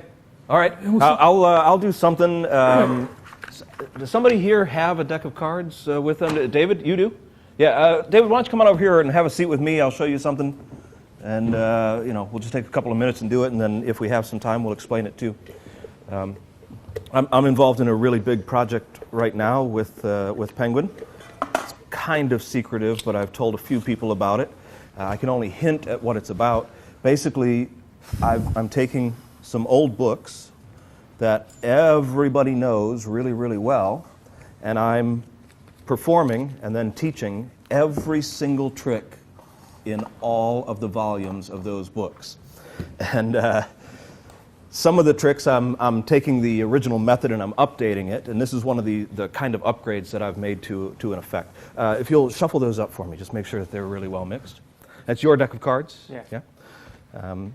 Now, just for the fun of it, just name any card. Jack of clubs. Jack of clubs, I want to make sure that it's in here. Jack of clubs, Jack of clubs. So you had to name one that's not in here. Let's see. Maybe I passed it. My eyes are getting a little... Well, I'm just going to trust you that it's in here, okay? Somewhere in there is a Jack of clubs. Your job is to find it. And there's a really cool way to find the card, and that is basically to do a countdown like you were launching something into space. I call this blast off. Now, have you ever seen them ever like launch the space shuttle or any other rocket into space? They do a countdown, but occasionally they do what's called scrubbing the launch. Like they're counting down, everybody's excited, 10, 9, 8, and then all of a sudden there's a problem. And then they have to restart. Well, the reason is usually a computer glitch. Like some numbers cause them to pay attention and go, oh, that can't be right. So we're going to do the same thing. From this shuffle deck, you're going to do a countdown. But as you're counting down each of the cards, if the numbers call our attention to it, if they happen to match, then we'll scrub the launch. This will all make sense to you. Pick up the cards in dealing position and then face up, deal the first card and say 10. And if it's a 10, we'd stop. 10. Then 9, and if it's a 9, we'd stop. 9. Yeah, and then keep going. 8. Yeah, good. 7. 6. 6. Oh, so you'd have to stop right there. Okay, so we're going to scrub that one for right now.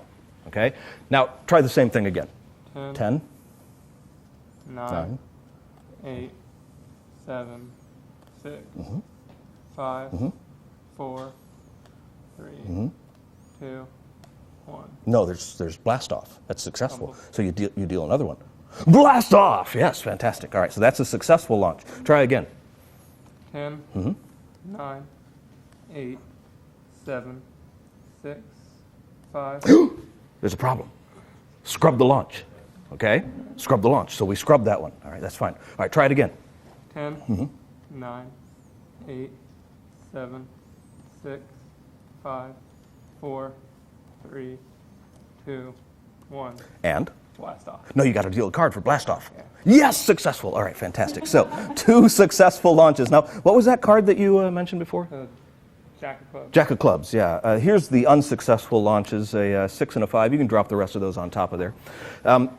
This is the weird thing. These computer glitches, they propagate through the entire system.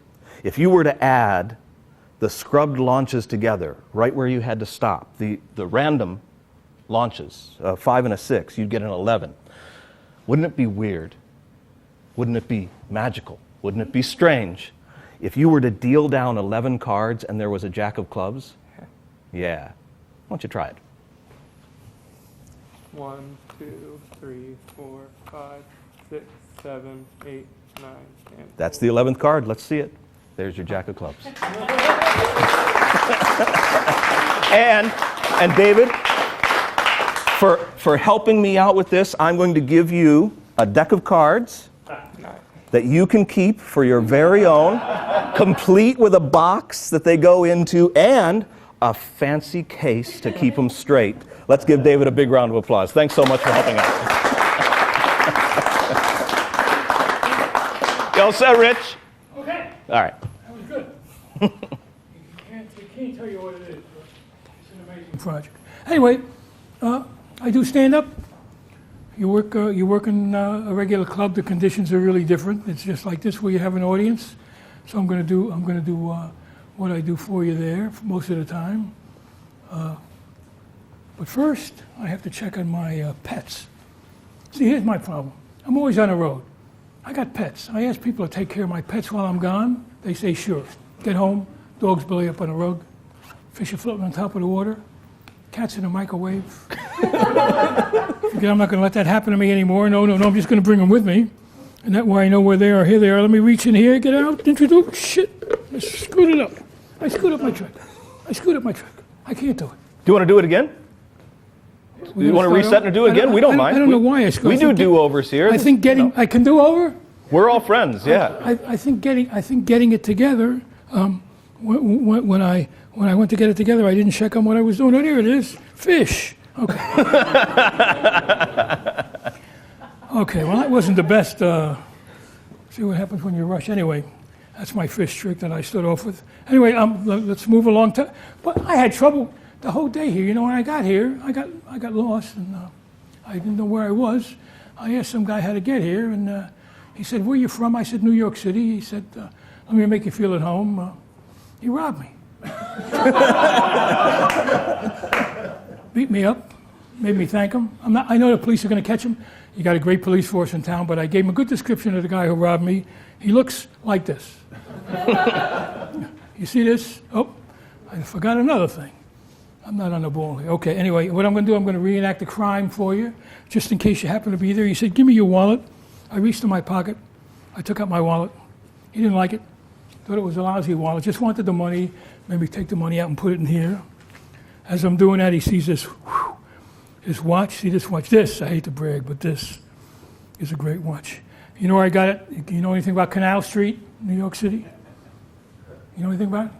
International Free Trade Zone. You can get anything there if you know what you're doing. I hate to brag. I got an original Picasso, $100. I know it's going to be worth a lot of money because it's the only one he ever painted on black velvet. Thank you. Anyway, he said he wanted that watch, so I put that in it, and he saw this ring, genuine Diamel. I'll stay up late at night, get the ads off TV for that. He said he wanted that, so I put that in there. Of course, he didn't know I did magic. That's why when he got home, didn't have a thing. So he had the ring, had the watch, had the money back in the wallet.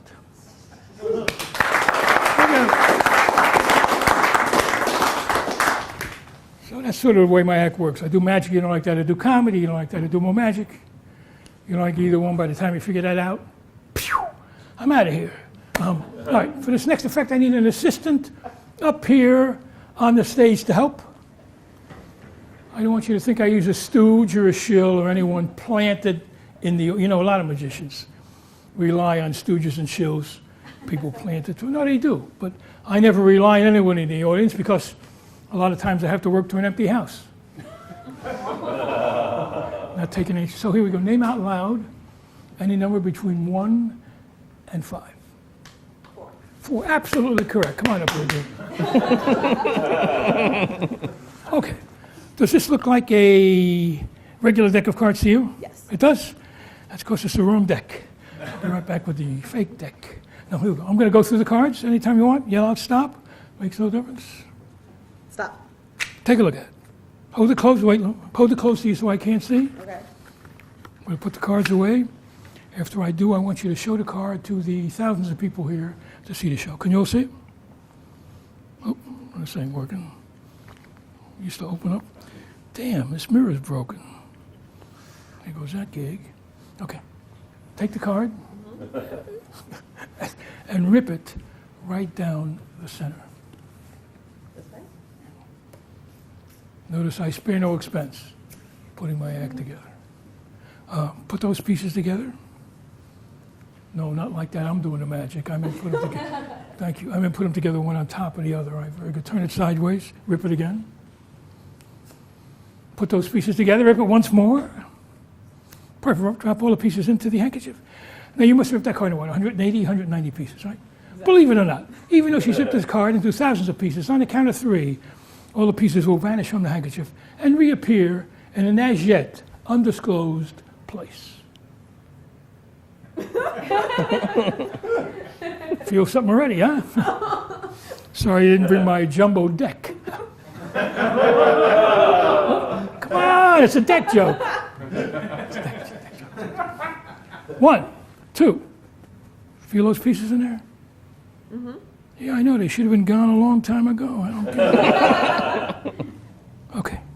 1, 2, 3. Unbelievable. All the pieces. Except for one. I've completely vanished. Come on, last night they all fell on the goddamn floor, so this is... Oh, It's a whole lot better trick already, isn't it? That's what here we go. Oh, hold on to this for 1 second. Okay. Here they are, 3 official and genuine oranges. I want you to pick any orange you want. You can have a free choice, any one you want. Absolutely free choice.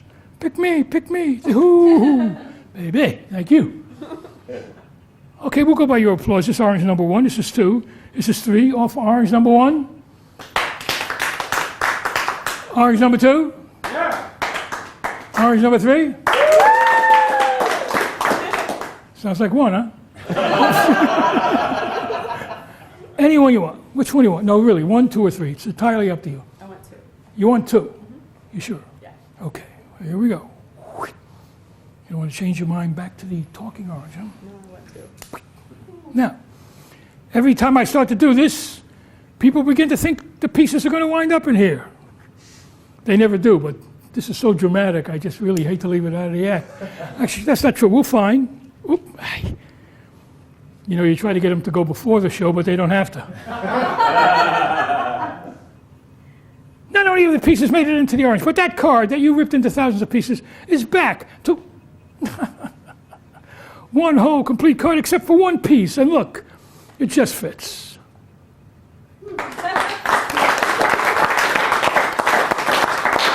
Thank you. Okay, one more. And then usually, by the way, if I'm doing my act, I don't do 2 card tricks in a row, but I do some other stuff, but I'm not going to do that because it's not really my stuff. I mean, you know, it's variations on a theme, so that's why I'm not going to do that stuff. I'll do one more, and then we'll explain how these all work. Oh, that's bad.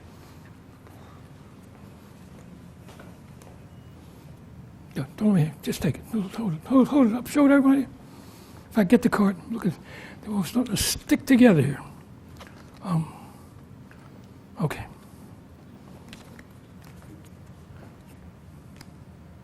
Now,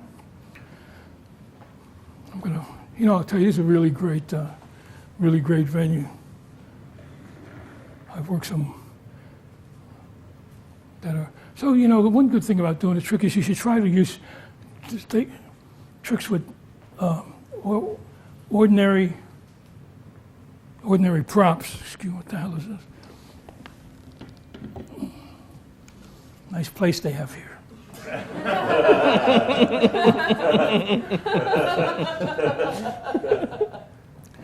So you know what I'm going to do? I'm going to try and attempt to find your card. I'll use the rat trap to find your card. How's that? I'll throw the cards in the air and capture the card in the rat trap. That'd be good? Okay, tell me, give me a hint. Was your card a red card? Okay, what was the suit? Good. How about the number? Good.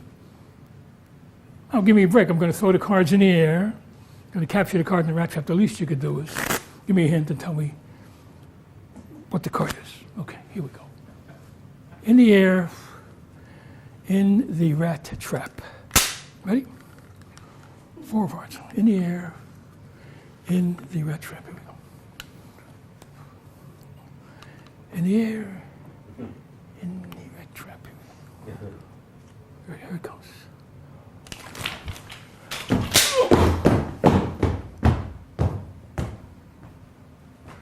Give me a hint. 4 cards.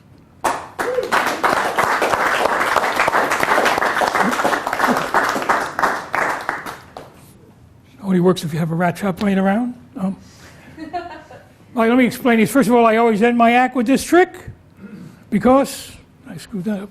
Because I've got cards all over the floor, and I use an old deck because, you know, it's all getting messy. In fact, I'll work my way. See, sort of a mess. I'll work my way back. Explain that one. Work my way back. This is a very simple trick. It's a gimmick rat trap. This is actually made by Wellington Enterprises. A lot of people bought this trick and said this is the first time I can afford a Wellington prop. Usually they're, you know, $5,000, $6,000. I've been doing this trick for years, and my buddy David Rigo has been asking me to put it out on the market. I use the real rat trap, believe it or not. And you could kill yourself using a real rat trap. So I decided to market. I go, I'm going to get sued by these people. So he did it. He remade it.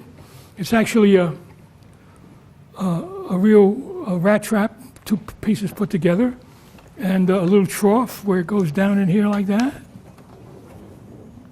And there's a big magnet here and a magnet on the card. And there's no move to it at all. When you go like this, the card falls out.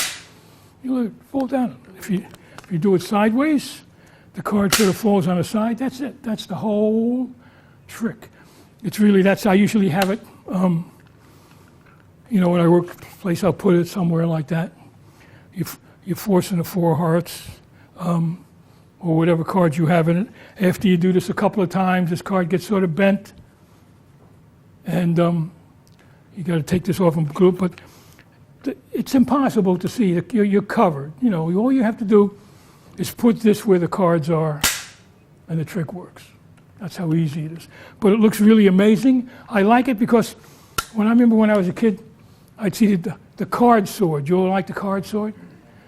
You know, if you don't know it, you've got a giant sword. 3 people pick cards, you throw them in the air. Well, that was great when half of your audience had swords. It sort of fit. It looked pretty good. But now, you know, now it's like you come out with a sword now, the first thing people think is, gee, I wonder what that's going to do. I mean, it just tips prop.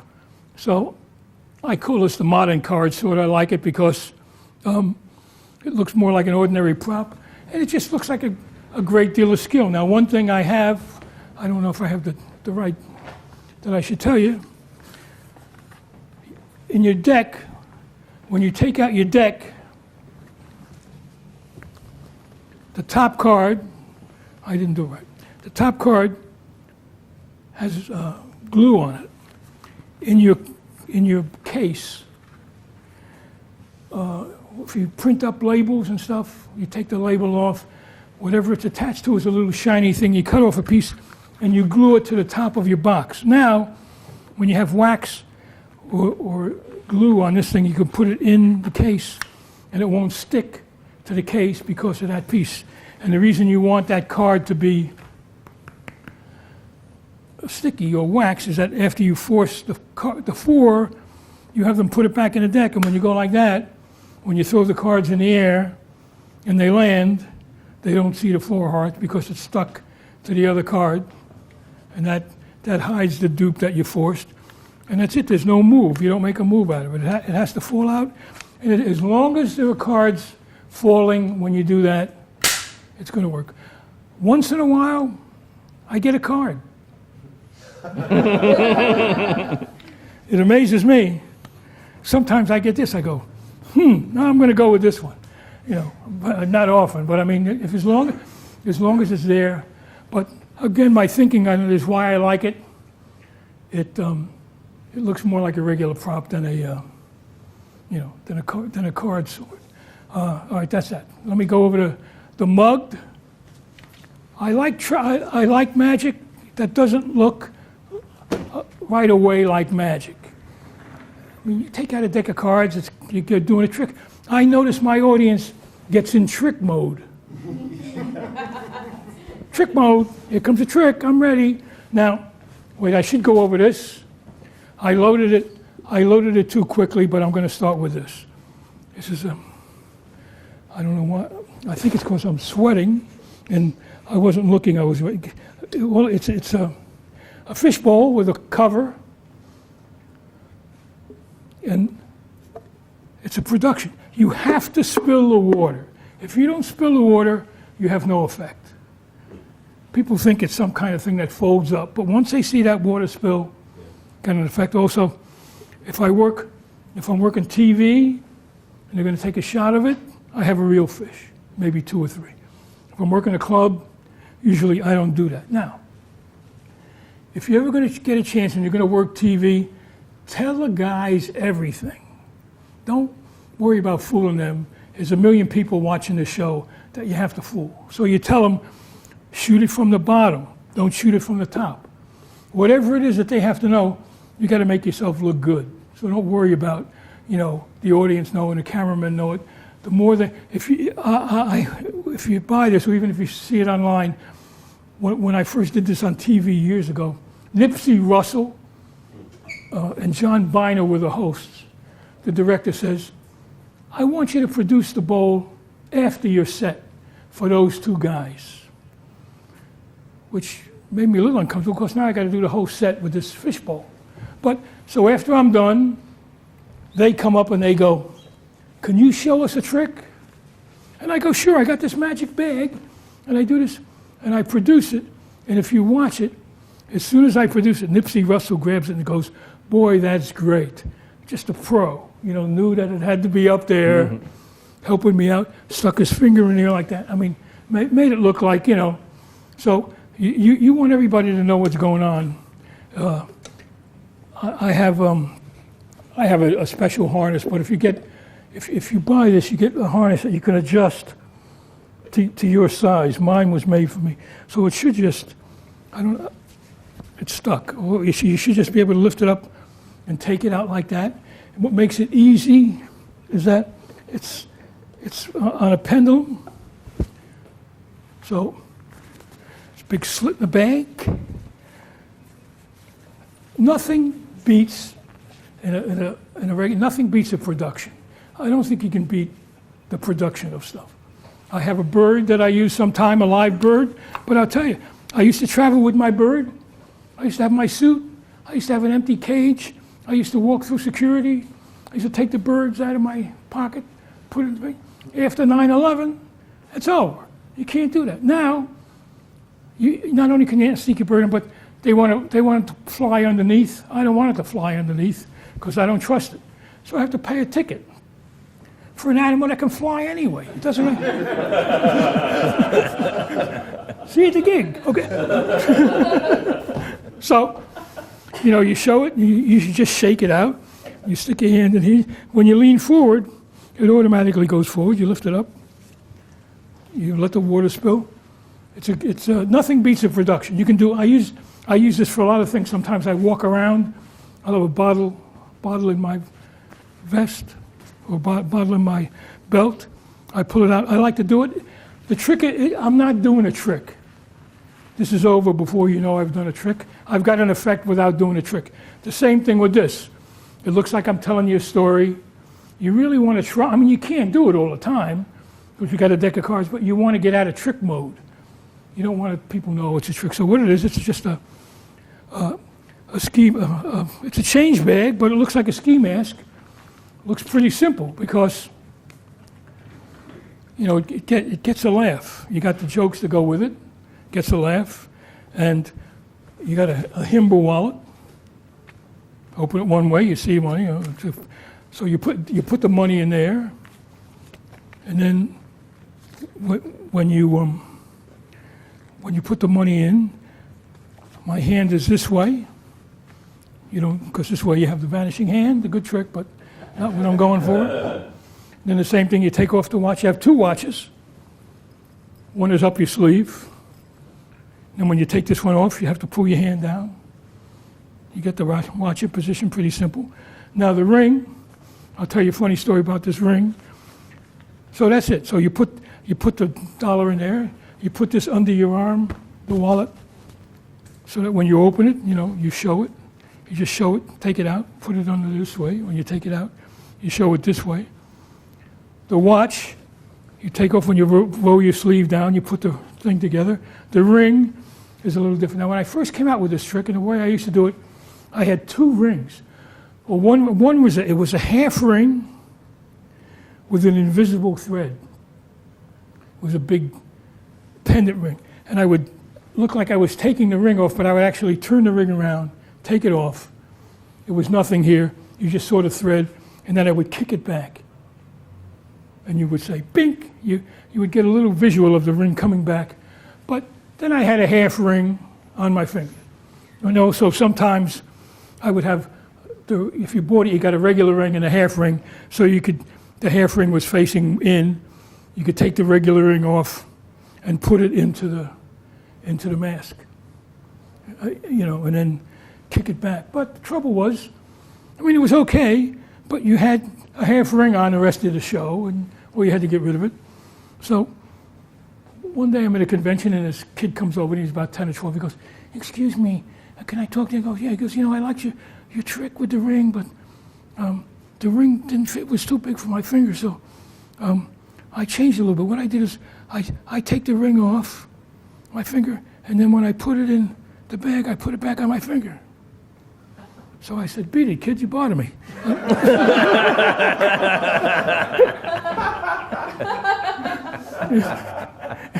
When I did it again, I go, "Hey, what? That's great." So you take the ring off, and also you can do it from the front this time.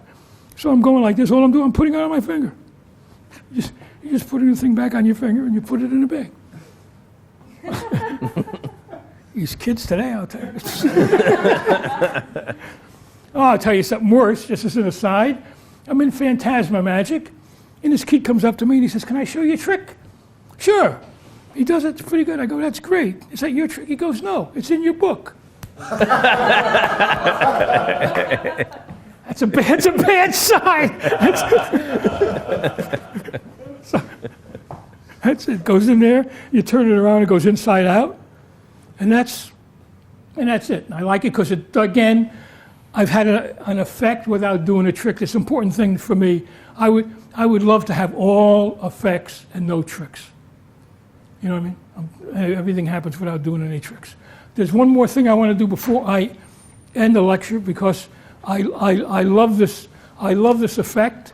Now, Rich, I don't think I missed it. Okay. Did you talk at all about the card in orange? What? The card in orange? Oh, did you? shit. Because No, I don't think we've good. covered that one. Good. Yeah. That's really important to go over. I forgot about that.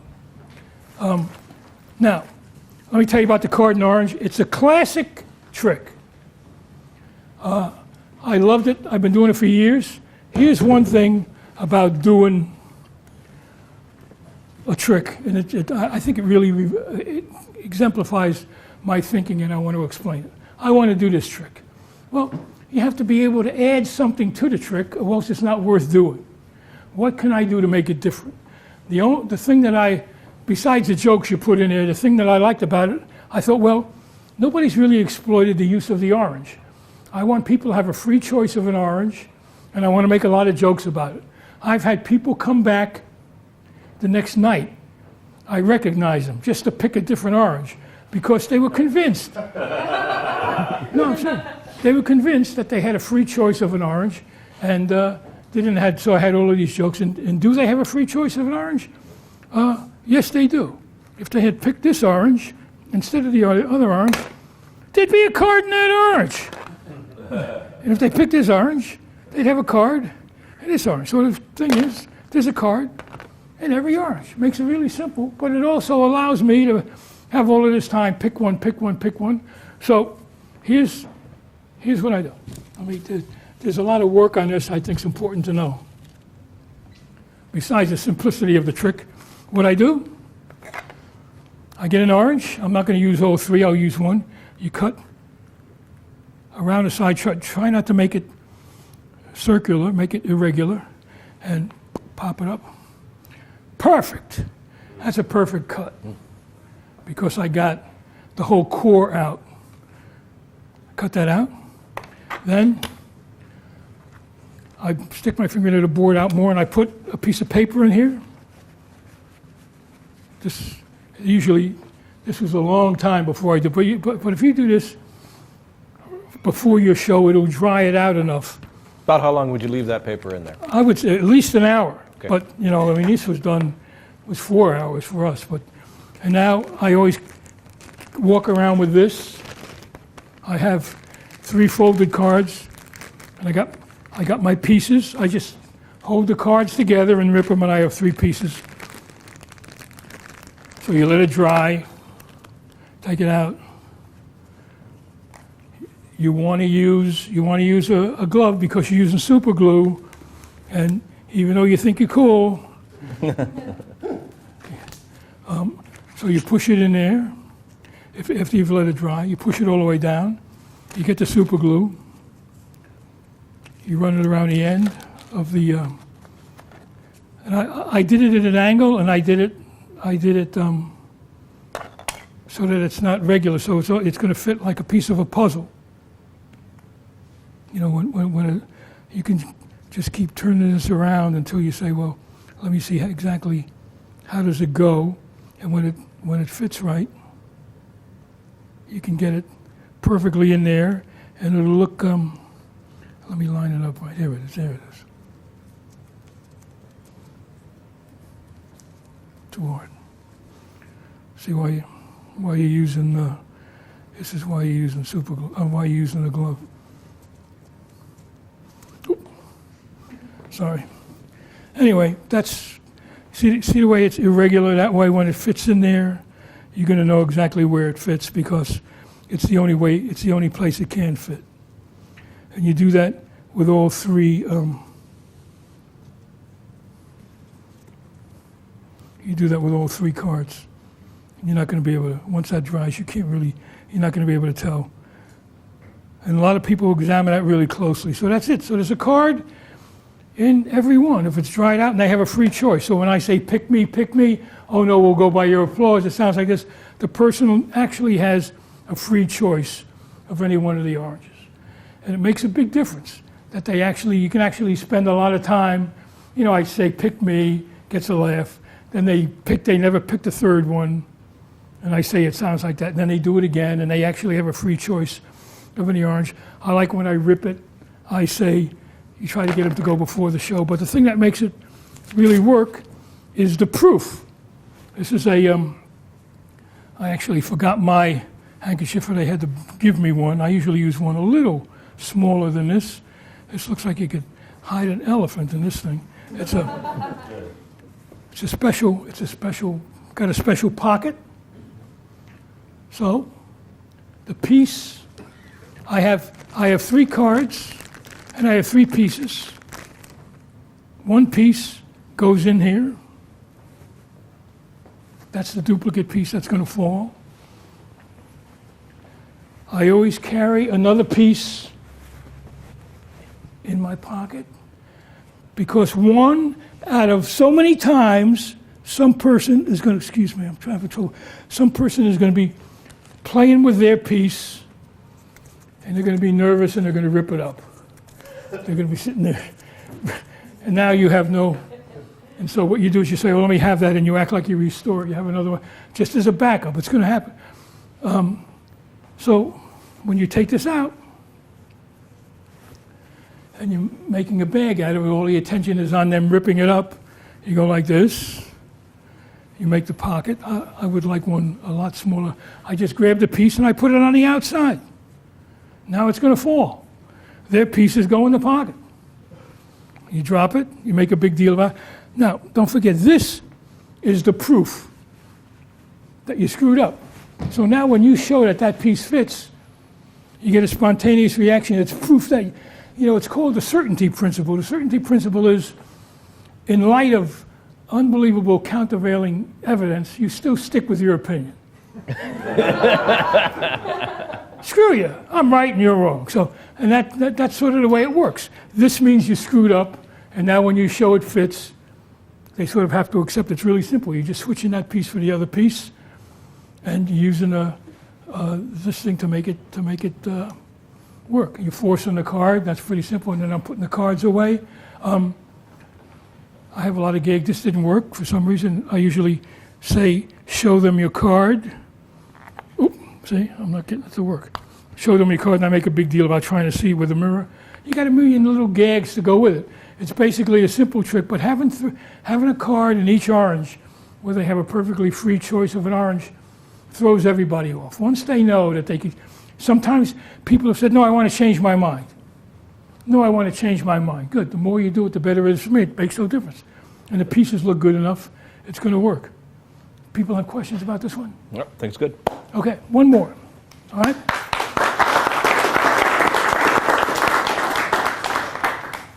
Here's a trick based on Paul Curry that I love to do, and it fools everybody. And I also love to do it in a lecture because I like the principle involved.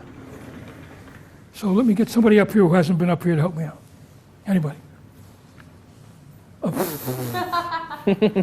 Got the old elbow How are you? Yeah, good. How are you?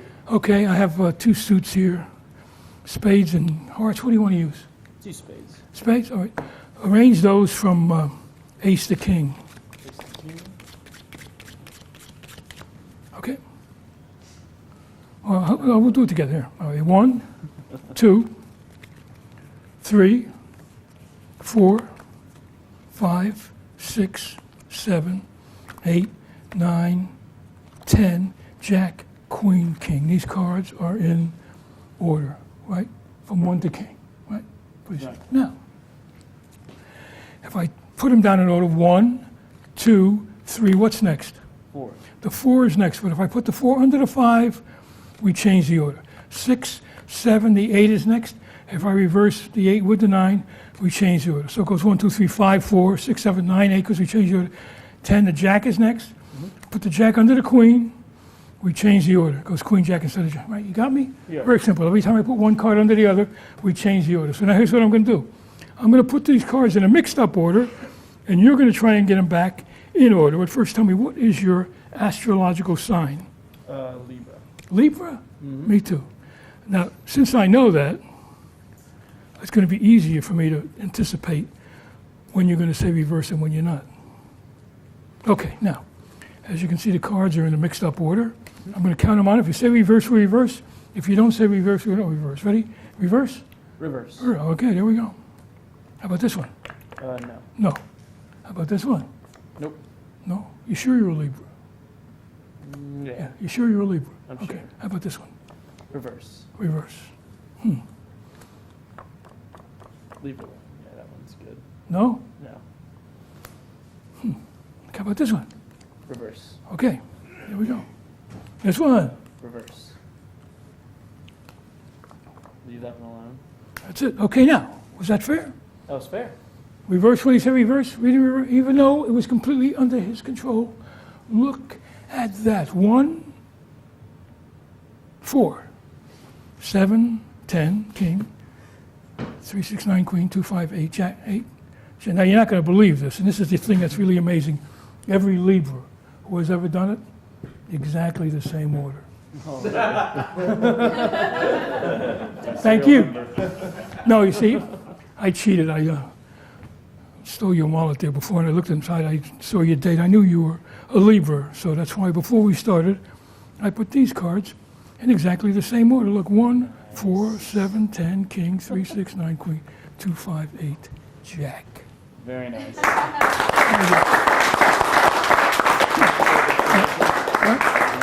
No, it's fine.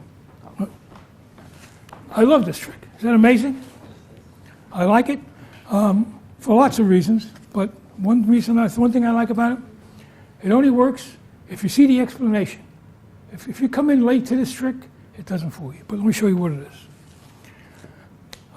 The cards, 1, 4, 7, 10, king, 3, 6, 9, queen, 2, that's a simple stack, but that's the order that I put these cards in to begin with. These cards, 1, 2, 3, 4, 5, 6, 7, 8, 9, 10. Now, when I talk about different venues, this is what I do when I'm sitting around with people. I say, do a trick. It's a little slow.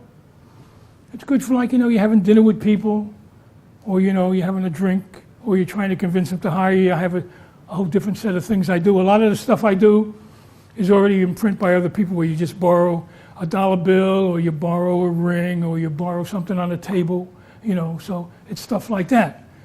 But this is something I came up with, that's why I'm doing it. The other stuff, I have a lot of stuff like that just looks like, let me borrow your ring, let me do a trick with your watch. You shouldn't be really taking out a deck of cards, but this I like because it's novel. So, now, 1, 2, 3, what's next? The 4, reverse the 4 with the 5, I change the order. 6, 7, reverse it, change the order. 8, 9, the 10 is next, reverse the order every time. Now, I showed you the cards, reverse the order, turn them over. Now, I'm going to put the cards 1, 2, 3, 4, 5, 6, 7, 8, 9, 10, jack, queen, king. In fact, I'll do them this way. King, queen, jack, 10, 9, 8, 7, 6. Okay. Now, next time I do it, You reverse. I do it face up. So I'm going to do it face up instead of face down. Should I reverse this card? No? How about this one? Yes. Yeah? Okay, I put the 2 under the 3. I'll put it down there. How about the 4? No? How about the 5? Yes? All right. I put the 5 under the 6. I put them both down. You notice anything?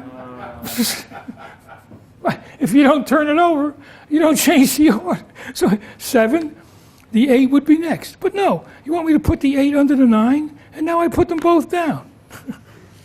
so absolutely not. Absolutely. The 10, okay, the Jack would be next. But no, I'm going to put the Jack under the Queen and put the Jack and Queen down. So absolutely nothing happens. I don't change the order. Now, if you come late to this explanation, if you don't see this explanation, if you don't see this part, I go, okay, here we go. 1, 2, 3, 4, 5, 6, 7, 8, 9, 10, Jack. So here I go, 1, 2, I get the 3, I put it under the 4, but now I turn it over. If you don't see this beginning part, and you come in the second part of the trick, you're going, what the hell is that? Yeah, but this is what sells here, 5, 6. So we revert, you're not doing anything. So that's the way the trick works. So I like the fact that I'm waiting till the last minute to let you know that I'm fooling you. So these are already in 1, 4, 7 in order. All I'm doing is these cards, I arrange them in the same order. When I say what is your astrological sign, I'm going 1, 4, 7, 10 King, 3, 6, 9 Queen, 2, 5. Now they're in order. They're going to stay in that order. And I like this. I also like it because I just, I know I'm really conning them the whole time. And I'm having a good. So they go yes, no, yes, and you say, "You sure? You're a Libra?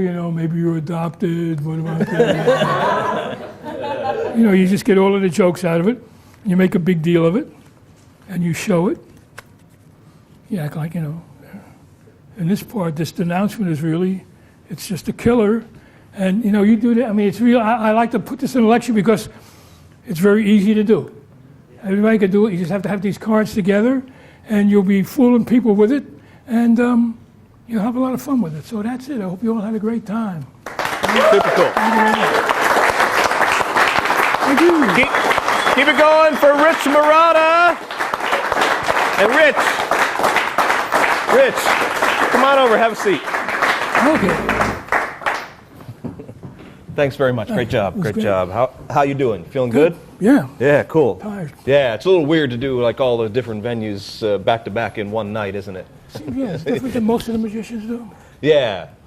Most of them would come in and do like, just a close-up set or a stand-up set or something like that. But we really appreciate you showing us a variety of different things. Let me get right into asking you some questions by asking you what's come in over the Twitter feed. One guy wanted me to ask this question to you, and it is this vague. I was found innocent of those charges. Here's the question. I'm supposed to ask you about the trick where you burn the piece of paper. It's not one of those, is it? Yeah, if he brings the stuff in, I'll do it for him again.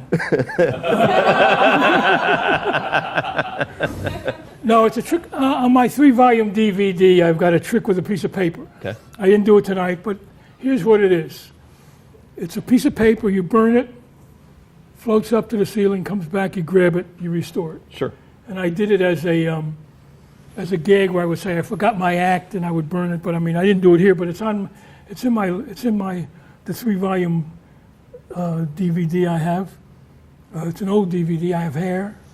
If you see it. But what it is, it's just another way of doing a trick without it looking like a trick. So just to make sure I wouldn't forget what I was going to do, I wrote my act down on this sheet of paper. I'm a pro. I'll destroy it. Paper rises up. Then I act like I can't remember what it is, and I reach up and grab the ash and restore it. If you go to YouTube, you'll see it. But I can't do everything. Yeah, sure. There's a lot of stuff. Now that DVD series, I think somebody wrote in and said that currently it's out of stock in Penguin, but is it available? Or is it out of print? Mayor, can I get it for a second? Yeah, sure, absolutely. Yeah. Mayor Yidit is coming out with it again. Oh, good. It'll be out in a few months in a box set. See, look at that hair. So what it is, it's 3 volumes. One is stand up, one is walk around, one is close up. And let me see, I did that repeat escape is on here, the swindle is on here, the stand up, I got the card in orange and the mugged and all of that stuff, and I got the walk around stuff. So that's in here, and he's also going to include, something, I do have a 2-person act. With Twyla Zone. With Twyla Zone, my assistant, but I didn't do any, she's not here, but, so it's going to be a box set of 4 things. Neat. So anything I didn't do tonight, you can see on that, he's coming out with that soon. Yeah. At least he said he is. Sweet. That sounds fantastic. Now, okay, let me ask you some questions about stand-up magic in general, and stand-up comedy more than stand-up magic, because you really got your start in stand-up comedy. Were you always doing magic as well as stand-up comedy, or did you ever do work without props? I started off doing magic because I wasn't real confident. Well, here's what's great about magic. You do a trick, it has an ending. Everybody applauds at the end, either because they liked it or because they know it's over. It's got a climax. It's got a climax. You come out there, you do a joke, they look at you. You do another joke, they look at you some more. You go, wait a minute, I could be up here all night. Now, I don't have it marketed anymore. I used to sell a color-changing tie. Run your hands over the tie. That's probably going to mess with the microphone for people at home. Run your hands over the tie changes. Different tie. Yeah. I came up with it because I was learning how to do stand-up, and I was dying. I would do a joke, they'd look at me. I'd do another joke, they'd look at me. I'm thinking, I don't have a ta-da, like you have in magic. I could be here all night. So the joke was, oh, I know why you're not laughing. You don't like the tie. Some people thought, oh, he must have told those lousy jokes on purpose. Yeah, on purpose, yeah. Just so he could change the tie. Yeah, right. I know I would if I opened with that, yeah. I used to get 15-minute sets. In New York, you get 15 minutes. And I remember the time I had 15 minutes, I got off stage. One of the comics came over and said, hey, you forgot to change your tie. Because it was going so well, right? So I started off, but you get lazy when you do magic because everything has an ending. They know it has, but you start doing these jokes, and the reason they weren't laughing is just they weren't really good jokes. So I had to learn how to do it, and also it affects the way I do magic in that I don't like to wait too long. Like these mentalists, I don't know how, I admire them. 10 minutes and something happens. Yeah. 10 minutes with a book and a word, And some of them are fantastic, but it's a different style entirely, It's a different style. Yeah. With me, I'm used to, like my favorite guys are Henny Youngman, Rodney Dangerfield, 10 laughs a minute. I mean, Rodney, he doesn't need a setup. He is the setup. Yeah, right. But the one, Joan Rivers just died. She was great. So I'm always running. I always feel like I'm taking too long to do something. So I like to, because I came up in the comedy circuit, I can't be that. I'm envious of those mentalists. They take a lot of time. Seems like they're doing nothing, but the audience likes them. So who am I to? I can't argue it, but I'm not that way. I'm more like your style's the same way. Yeah. You feel like I just like to do it quicker. Yeah, let me ask you about dealing with hecklers. Do you have any advice or any anecdotes about that? that you could share? Here's the thing. You've got the light, you've got the mic, and you've got material. They can't win. You no matter what they do, you've got a line for it. Just to tell you, does this have to be completely clean? We like to kind of keep it PG-13, but we've had people go over the line. Okay. It's this guy. Is this one of the guys that have gone over the line? I've done it once accidentally. I got so excited that I. Well, I'll keep it clean. Some people do it. They think they're helping you out, but they're not. I say you shut them up right away because it really does annoy everybody else. Rodney, you tackled him, boom, boom, boom, boom, boom. A woman, he would wait because a woman, he said, you really can't shut up. She'll stop, and but no matter what, and then she'll start again. But I'm famous for having one of the better heckler stoppers where he heckles me, I heckle him, I do this. I mean, I'm ready for this stuff, and they start off clean and then they get worse. But I just destroyed the guy, and then he sat there for about a minute, and then he was drunk, and he goes, I screwed your mother. I screwed your mother. So I said, gee, you know, I was wondering who dug her up. That was an ad lib where I was ready, but for the most part, you should try and be kind. You know, like, hey, I don't go to where you work and knock the mop out of your hand, do I? I mean, you know, you keep it clean. You could have another job that they do that isn't that clean, but Yeah, right. Yeah. you know, you don't want to. And here's a mistake that I made when I first started. The guy in the front row was heckling me. So all of a sudden I turn on him and I say 50 nasty things about him, and the audience hates me. Why? Because they didn't hear him heckling me. Mm-hmm. So it seems like all of a sudden in the middle of my show I start yelling at this guy. So if somebody heckles you, make sure that the audience knows it, and make sure that they know it's affecting the act. Yeah. Now they don't like him anymore. Guy said, you'll say, and so I was, and now you fluff your line. Rodney, then if you would do this on purpose. So now everybody knows that they didn't get that joke because of this guy. And now when you attack them, they're on your side. So make sure that they know he's heckling you, and try and, you know, just shut him up with a couple of things. If not, where was I? I was just in Atlantic City, and they came and the bouncers came and dragged them right out.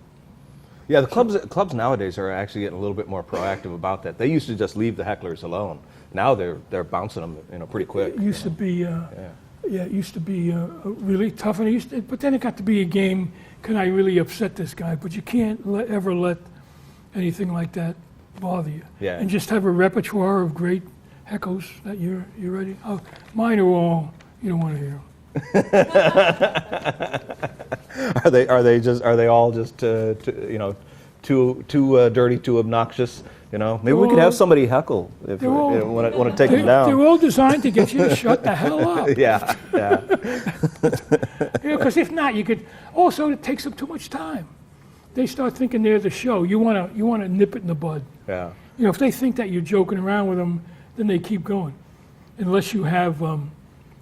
Sometimes people actually pay to have somebody in there, and that is the show. Now I've only ever seen one guy who didn't do that, but if somebody heckled him, his set was fantastic anyway. But if somebody heckled him, he just scrapped the set and just went for that and did the whole show that way. But it takes us. What do you mean? You know, he had a really good set that he would do, but if somebody happened to heckle him, he had a heckle set, and he would just switch to that, and that's it. That's good. He was great. Don Rickles used to have stooges in the audience that would heckle him. The woman would say,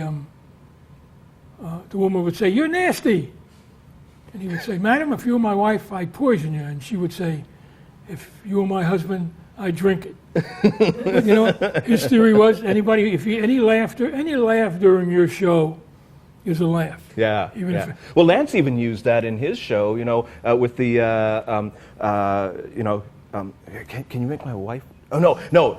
Can you? How'd you do that? The guy yells out, "How'd you do that?" And Lance goes, "Well, if I told you, you know, I'd have to kill you." And the guy goes, "Tell my wife." Yeah. It was great. It's a great moment. Great. Yes. So you got started by a family friend showing you some magic, right? But this I'm assuming it was a guy. It was a professional gambler. You said. Yep, right? I was different than most magicians who had a magician. Yeah. This guy was a professional gambler. He didn't really care about magic, but he told me something. The first book he gave me, Erdnase. Oh, he was carrying that with him, huh? No. He just knew. I like magic. He just knew to get that one. He got me that book, and he had a theory about Erdnase. That people who don't know who Erdnase is, the first book about magic, the expert at the card table.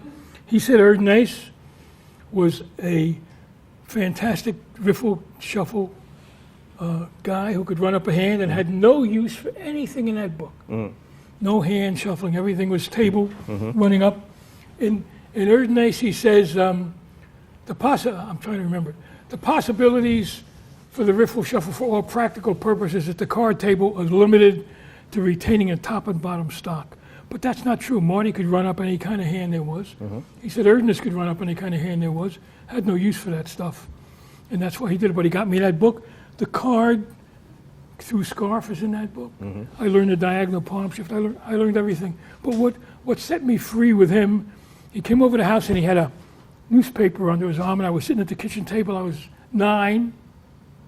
He said, "What do you want for your birthday?" I go, "Yeah, I'm hoping for a puppy, but I don't think my mommy's going to get me one." And he took the paper, put it on the table, made a little bag, pulled it away. And it was a puppy. Whoa. He was live. That was it for me. He was God. Yeah. Hell You know, yeah. when you're a kid, anybody who knows anything about magic, let's think about this. The guy sitting on the other end of the table, he's got a big newspaper, but at the time it was like, what the heck was that? And he got mad at me one day. He said I'd never make it because I didn't have enough larceny. Really? I said, hey, I got plenty of larceny.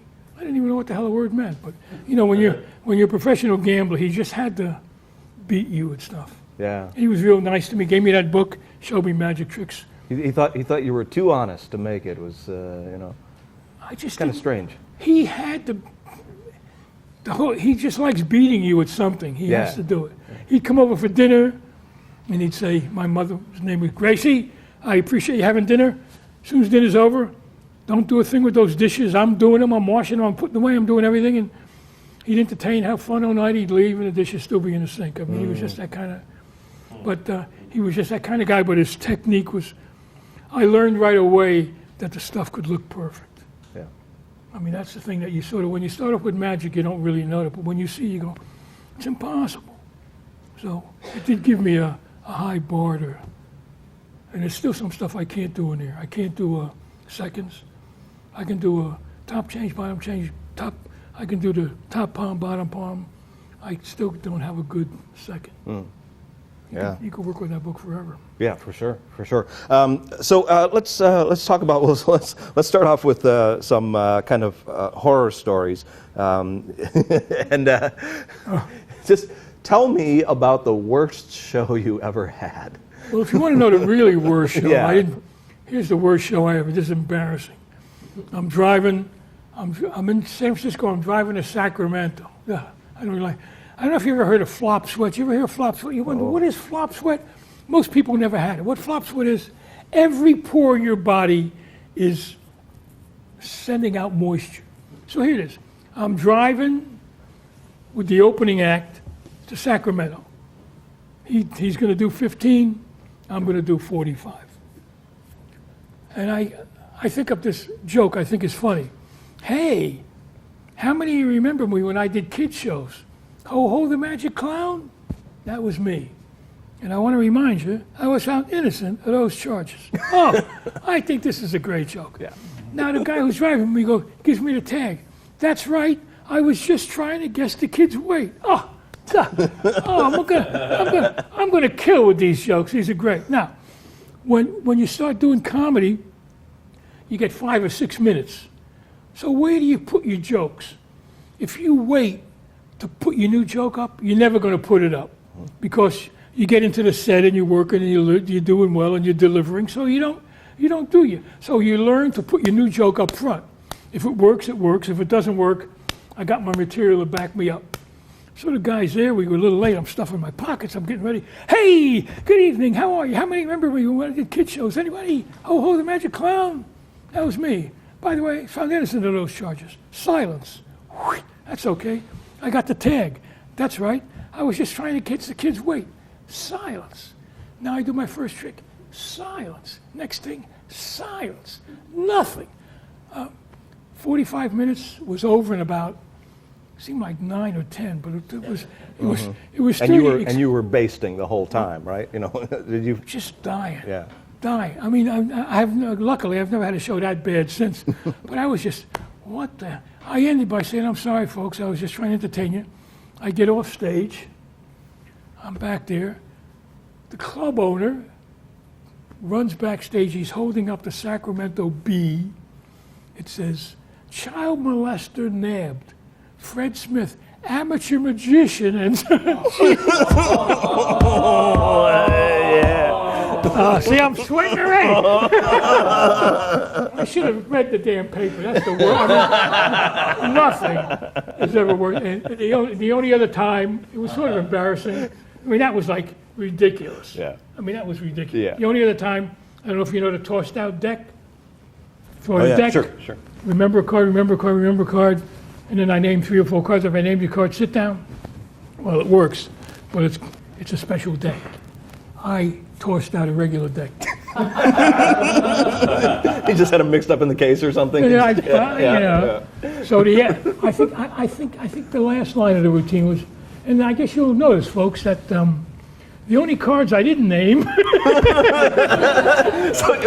the cards you still have in You name those cards off, and they're all still standing, and that's when you know, right? Did you know before then, or did you just find out?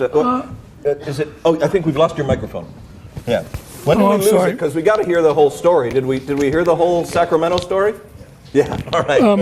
No, that's how dumb I was. So you tossed the deck out. Either they're lying, or they all looked at the bottom card. Uh-huh.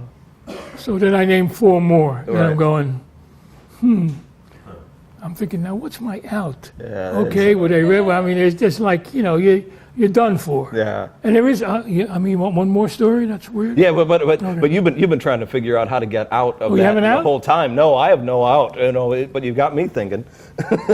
There's no out. The out is that's the miracle. Don't screw up. Deck. Yeah. That's the out. And we have plenty of time. What's another story? Yeah, you got another one, funny or crazy? I'm going back. I used to teach college. I used to teach at Santa Fe Community College at the University of Florida. Before they drummed me out of the business, I became a magician. Anyway, I'm back in town, and I'm going to do a show. Going to be 100 people at the show. So I commandeer my friend of mine who's a biology professor. He's really a professor. I go, here's the trick. Here's the effect. Everybody who comes into the show gets a piece of paper. They write their name on it. They fold it up. They put it in a box. Then, at the end of my show, I have 2 easels here, and I throw a ping pong ball. We go on forever. Somebody finally comes up, get the box. They bring the box up. They open up the box. They reach in the box. They take out a name. They read the name off. The person stands up. I say, name a card. I name a color, name a number, name a city. They name a color, they name a number, name a city. I write it down. I lift up the other easel. Everything matches perfectly. So, how's it work? Great. The box is gimmicked. Mm-hmm. It's a false bottom. You come in, you drop your name in the top, but in the bottom, all the names are the same. And I have my friend, who's my professor, write his name 100 times, bitching the whole time. How many more times? How many more times? No, it's got to look good. And he folds up. But the thing is, you spend so much time picking the person at random to get the box that they never think about it. And they come up there and they lift the box up. It's got a false bottom, and they reach in there and they read the name up. So will you stand up, sir? What is your name? Bill Green. Do you work here? Yes, I'm a professor. So I mean, that really looks good. Okay. So I tell him before, red, 1492, Paris. Okay. All this time, and we have 2 easels here, and I've written 3 things down. And okay. Who did we get? Okay, what's his name? Where is he here? Oh, yes, so we stand up. Okay, we name a color? Purple. Purple. Okay. How about a number? 2577. Are you sure? 25? I'm going, I must have slept with his girlfriend. This is payback time. What the heck? I'm going, so that's it. I'm thinking, I could get 1. Okay, name a city. London. London. Okay. So I'm thinking, well, at least it's not as bad as that show I had in Sacramento. At least everything. So I go, there we go. Okay, London. I go, so you named it. I'm thinking, what? I just figured, I thought this guy was my good buddy. We actually taught a class together once. And then I'm going, and I'm thinking, and I'm going. He goes, excuse me. I go, what? He goes, can I change my mind? I go, what? He goes, I want to change my mind. I go, he goes, I think you made me pick those somehow. You influenced me. I go, what? He goes, yeah. So then he goes, red, 14. It works out. So, thank you. I get a bigger wait. Yeah, it right. gets better. So now the show's over. He goes home. I'm actually staying at his house. I get there. I go, what the hell was that? He goes, oh, you know, I didn't realize it was almost over. That was the trick you were talking about. Talk about college professors being spacey. That was it. So that was about the only other time that, you know, then you have most of the time, here's something that Vernon said that I like. Nobody knows the way your effect is supposed to go except for you. Mm-hmm. So if it's not going that way, you change it around, you make it look different. But sometimes tossed out decks and things like that, you know, you have no out. Yeah. Another quote that you mentioned to me when we were talking earlier was that Vernon also said that most magicians stop thinking too early. And you actually think he meant to say something else, right? Right. Well, he said most magicians quit thinking too soon. Yeah. But he really meant they don't think. They just copy it. And they don't think how to improve it. You can tell the guys who are good are always working on doing something different. And the trouble I've noticed with other people, when you don't think about it, something has to happen to make the magic happen.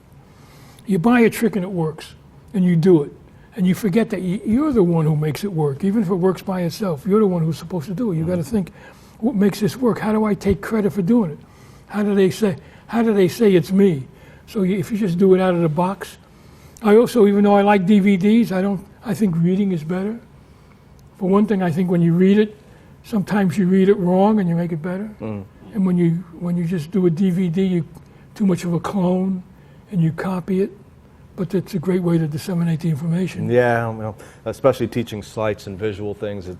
But right. You know, there is something to be gained from a misinterpretation. It's happened to me in the past too. Yeah. Okay, so what are you working on now?